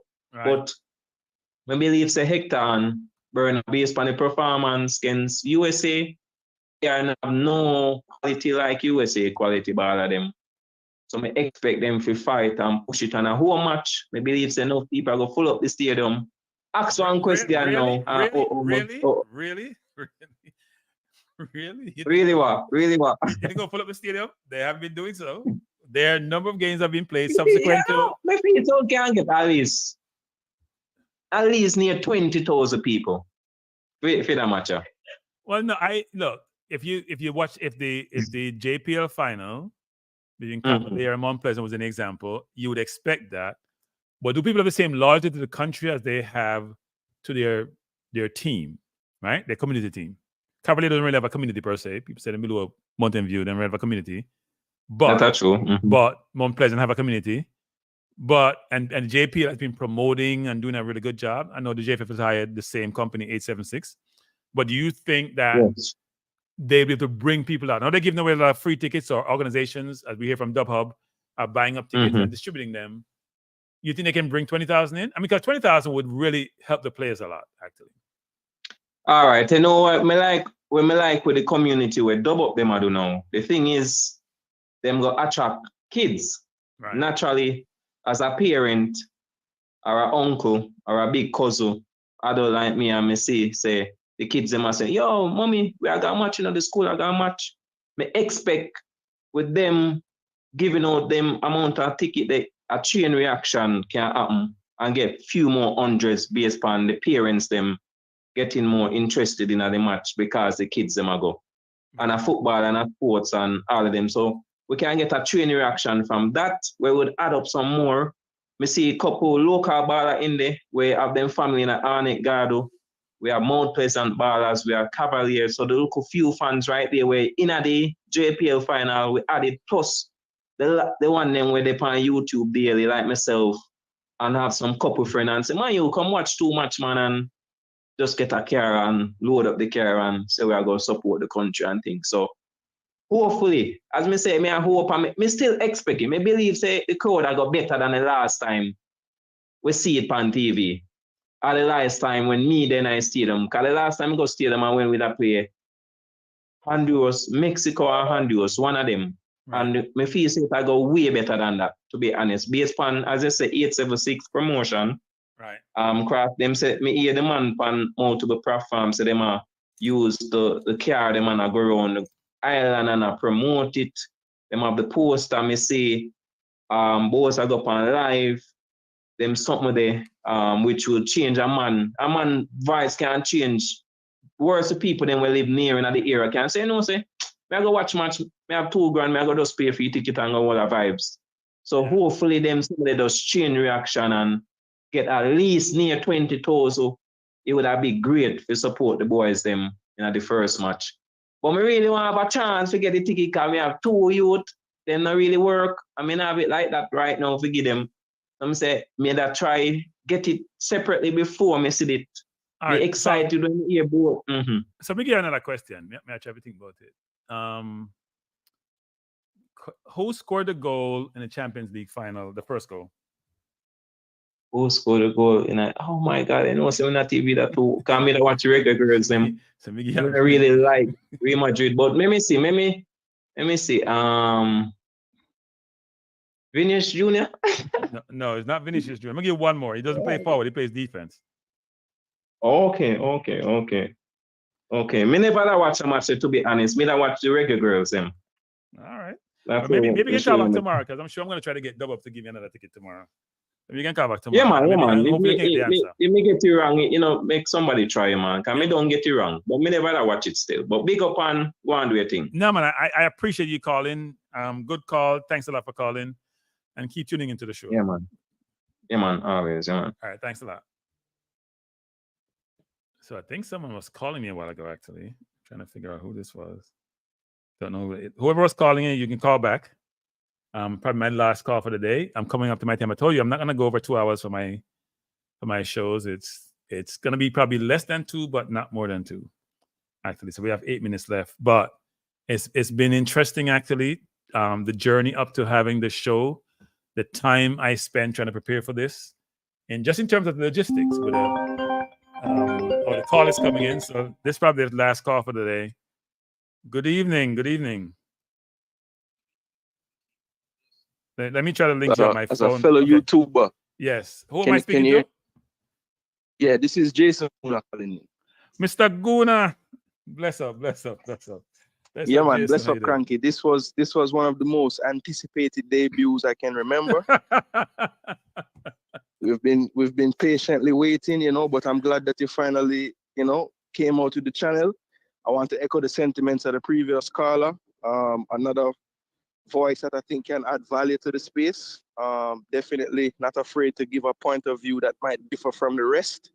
And the more of those that are out there, I think the better it will be. So, yeah, man, I just want to echo what you were saying and say big up on starting the channel.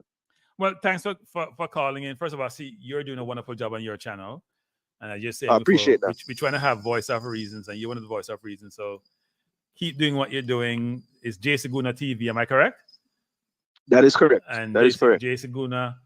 I'm gonna call it late night TV because JC's on late a lot of the time. So yeah, I know it's past your bedtime, Kranky, so you probably watch it on the replay, and that's fine. I understood when I started doing the content. I'm a little bit at a different stage of life, I'll call it, right? So there's a lot of things going on in the day-to-day, and that's the time when I have time to sit there and do that. So, I understand that it's not the best time for everyone, but thankfully the fans have been watching it on the replay because most of the views come on the replay watches. So that's why I big up the people watching it as well.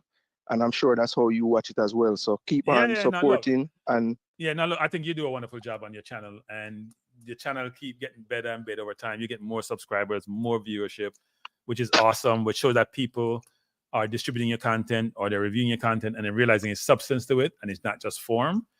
And I think that's always important. And as you mentioned, there's a lot of people in this space. I mean, the channels have exploded, and they have. And I've said to people actually, which is, it's almost ubiquitous now the way news is actually. So much people are out there doing their thing, and it's a good thing. It weed itself out eventually, right? Some people, just like a business, like businesses. Some people succeed, some people will fail. And I'm sure you're one of the ones who are doing the right thing and will actually do well. So bless up and long may it continue, Jason.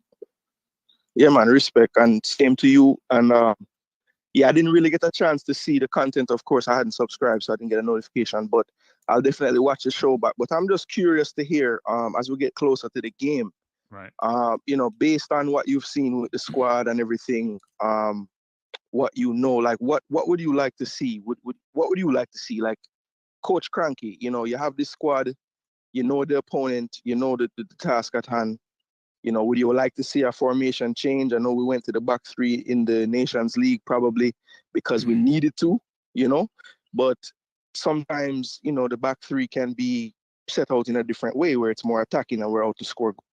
Would you want to change that or keep it the same, or what are your thoughts on that? So I think, look, the back three was very effective in the Nations League in both games, actually, which is interesting, right? You think about both games. We should have beaten the U.S. That's not disputable. Yeah. Even though they're the better Absolutely. team. They're a better team, but we should have beaten the U.S. just given run of play. Secondly, we haven't beaten Panama in eons, and I thought we were very confident in the game. Now, in both games with the back three, and what the back three allows you to flood your midfield more because we're not that good in the midfield. Mm-hmm. So you get more protection in the middle of the park, which you need to do because you don't have the versatility in the midfield. We don't have a midfielder who commands respect in the midfield, who can dictate pace of play and how the game is we don't run. Have the McKennie, we don't have the Karaskia. We don't have any of that. We don't have the Adams didn't play against them, but we don't have those players. So what do? You put more bodies in there, and you play the game a little bit wider, and so you can attack more than the flanks. Even though we were a flank attacking team, here's what I want actually.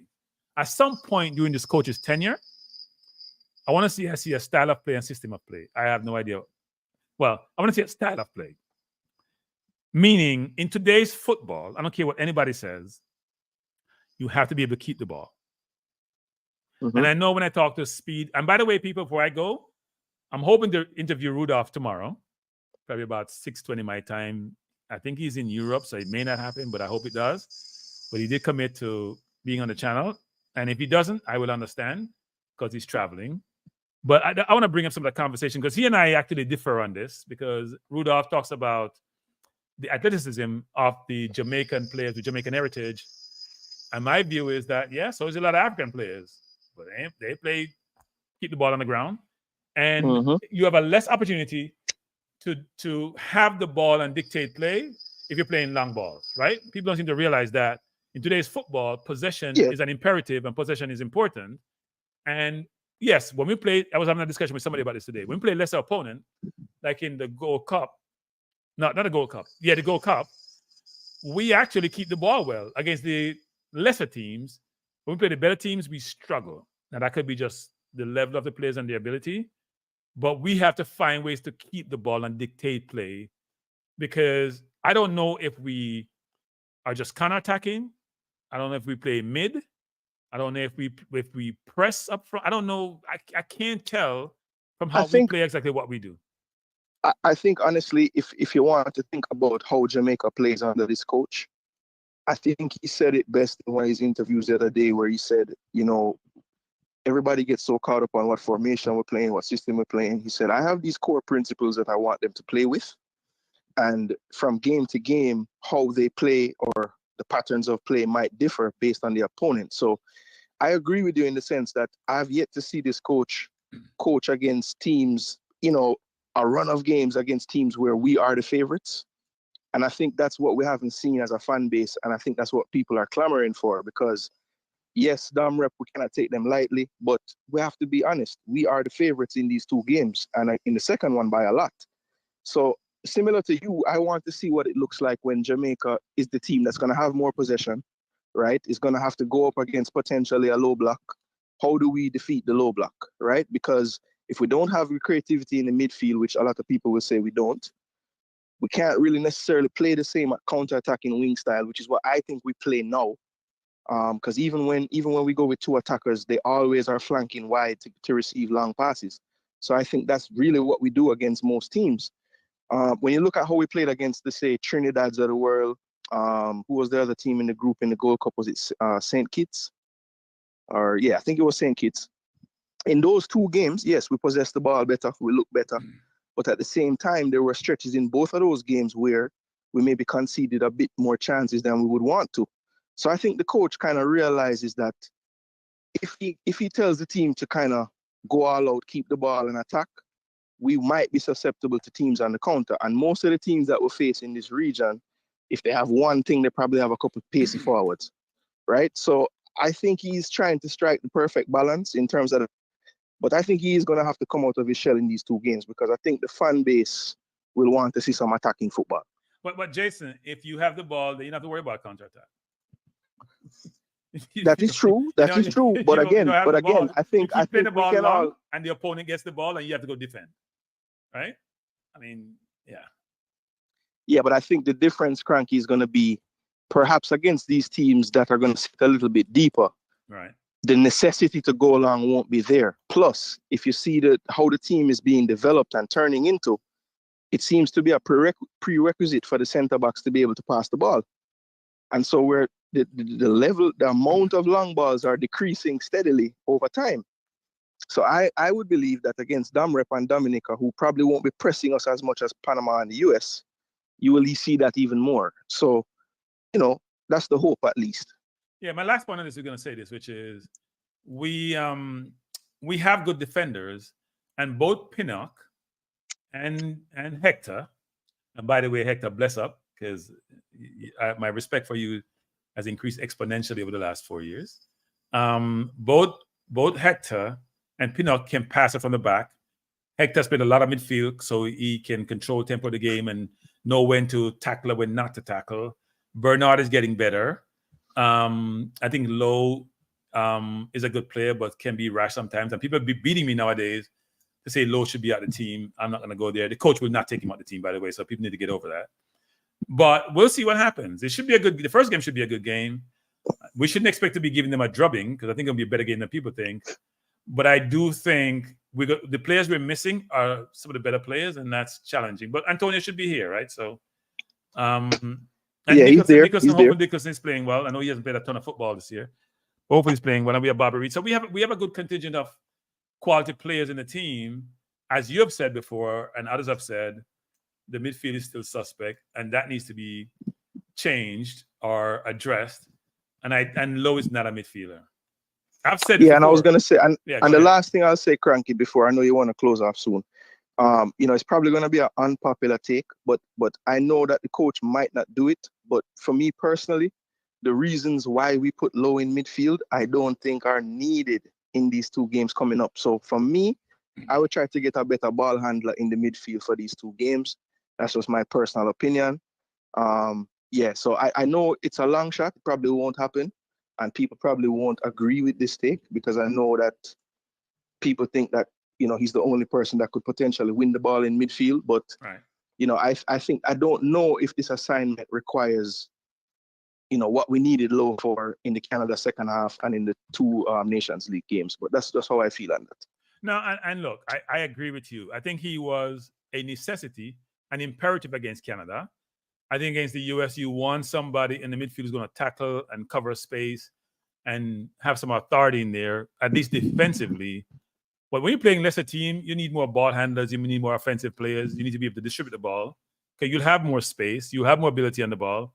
And I think in those cases, he's not going to be needed there.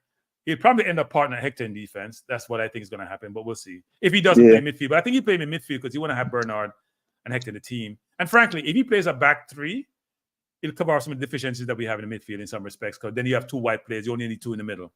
So we'll see what happens. Yeah. All right. Well, a lot to think about from the coach. But again, congrats on starting the channel. I know you have a supporter here. Jason, I appreciate you, sir. And I appreciate you calling in. And people, Jason Guna TV, go subscribe. Listen to him. Talk sense and not nonsense. All right?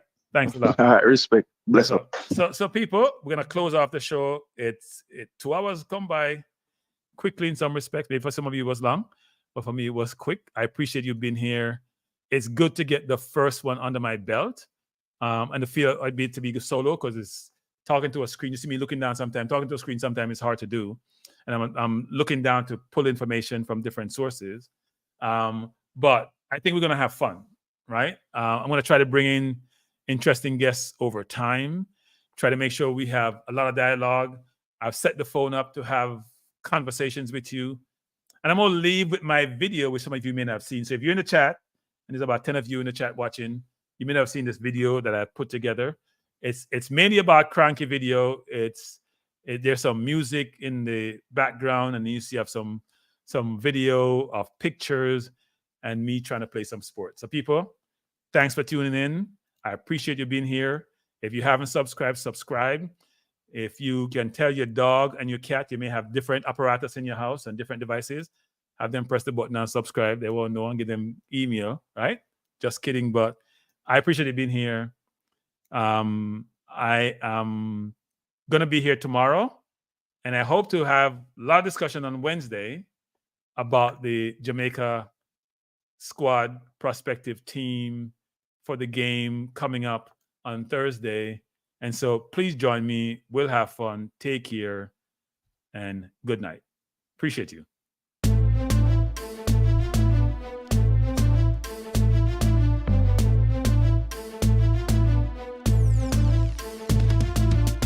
Kranky Live is the place to be now for the best sports talk, and it's free, yo. Kranky Live will be your guiding light by keeping you informed both day and night. Kranky Live, till then. Kranky Live. Heed them, Kranky Live, want them, Kranky Live. From the courts to the field, we'll never lose because Kranky has the hottest news. With expert analysis, we break it down. Our in-depth coverage is best in town. Kranky Live, tell them, Kranky Live, heed them, Kranky Live, want them, Kranky Live. Kranky Live, where the sports is spicy and where we keep the discussion lively. Kranky Live, get to know the name because Kranky analysis is never lame. Kranky Live, give me my Kranky Live. I want my Kranky Live. Must have my Kranky Live. Whether it's football or track and field, you know Kranky is at the wheel. So join the journey through victory and defeat, and subscribe and don't miss a beat of Kranky Live. Tell them, Kranky Live, heed them, Kranky Live, want them, Kranky Live. If you're from England or USA, from Kingston or Bombay, from Kenya or Canada, Lagos or Havana, visit Kranky Live. Tune into Kranky Live. Like up Kranky Live. Subscribe to Kranky Live. Kranky Live coming to you on weekdays. Kranky Live sometimes on Sundays. Pull up a chair and take a seat because Kranky will always bring the heat. Kranky Live. Me say fi tell them Kranky Live. Me say fi heed them Kranky Live. On them Kranky Live. Kranky Live will be around. Kranky Live is the best in town. Me say fi heed them. Me say fi want them. Me say fi heed them. Want them, heed them, want them. Kranky Live. Kranky Live. Heed them. Want them. Heed them. Want them. Kranky Live. Kranky Live. Heed them. Want them. Heed them. Want them. Heed them. Want them. Kranky Live. Kranky Live. Kranky. Heed them. Want them. Heed them. Want them. Heed. Want. Heed. Want. Heed them.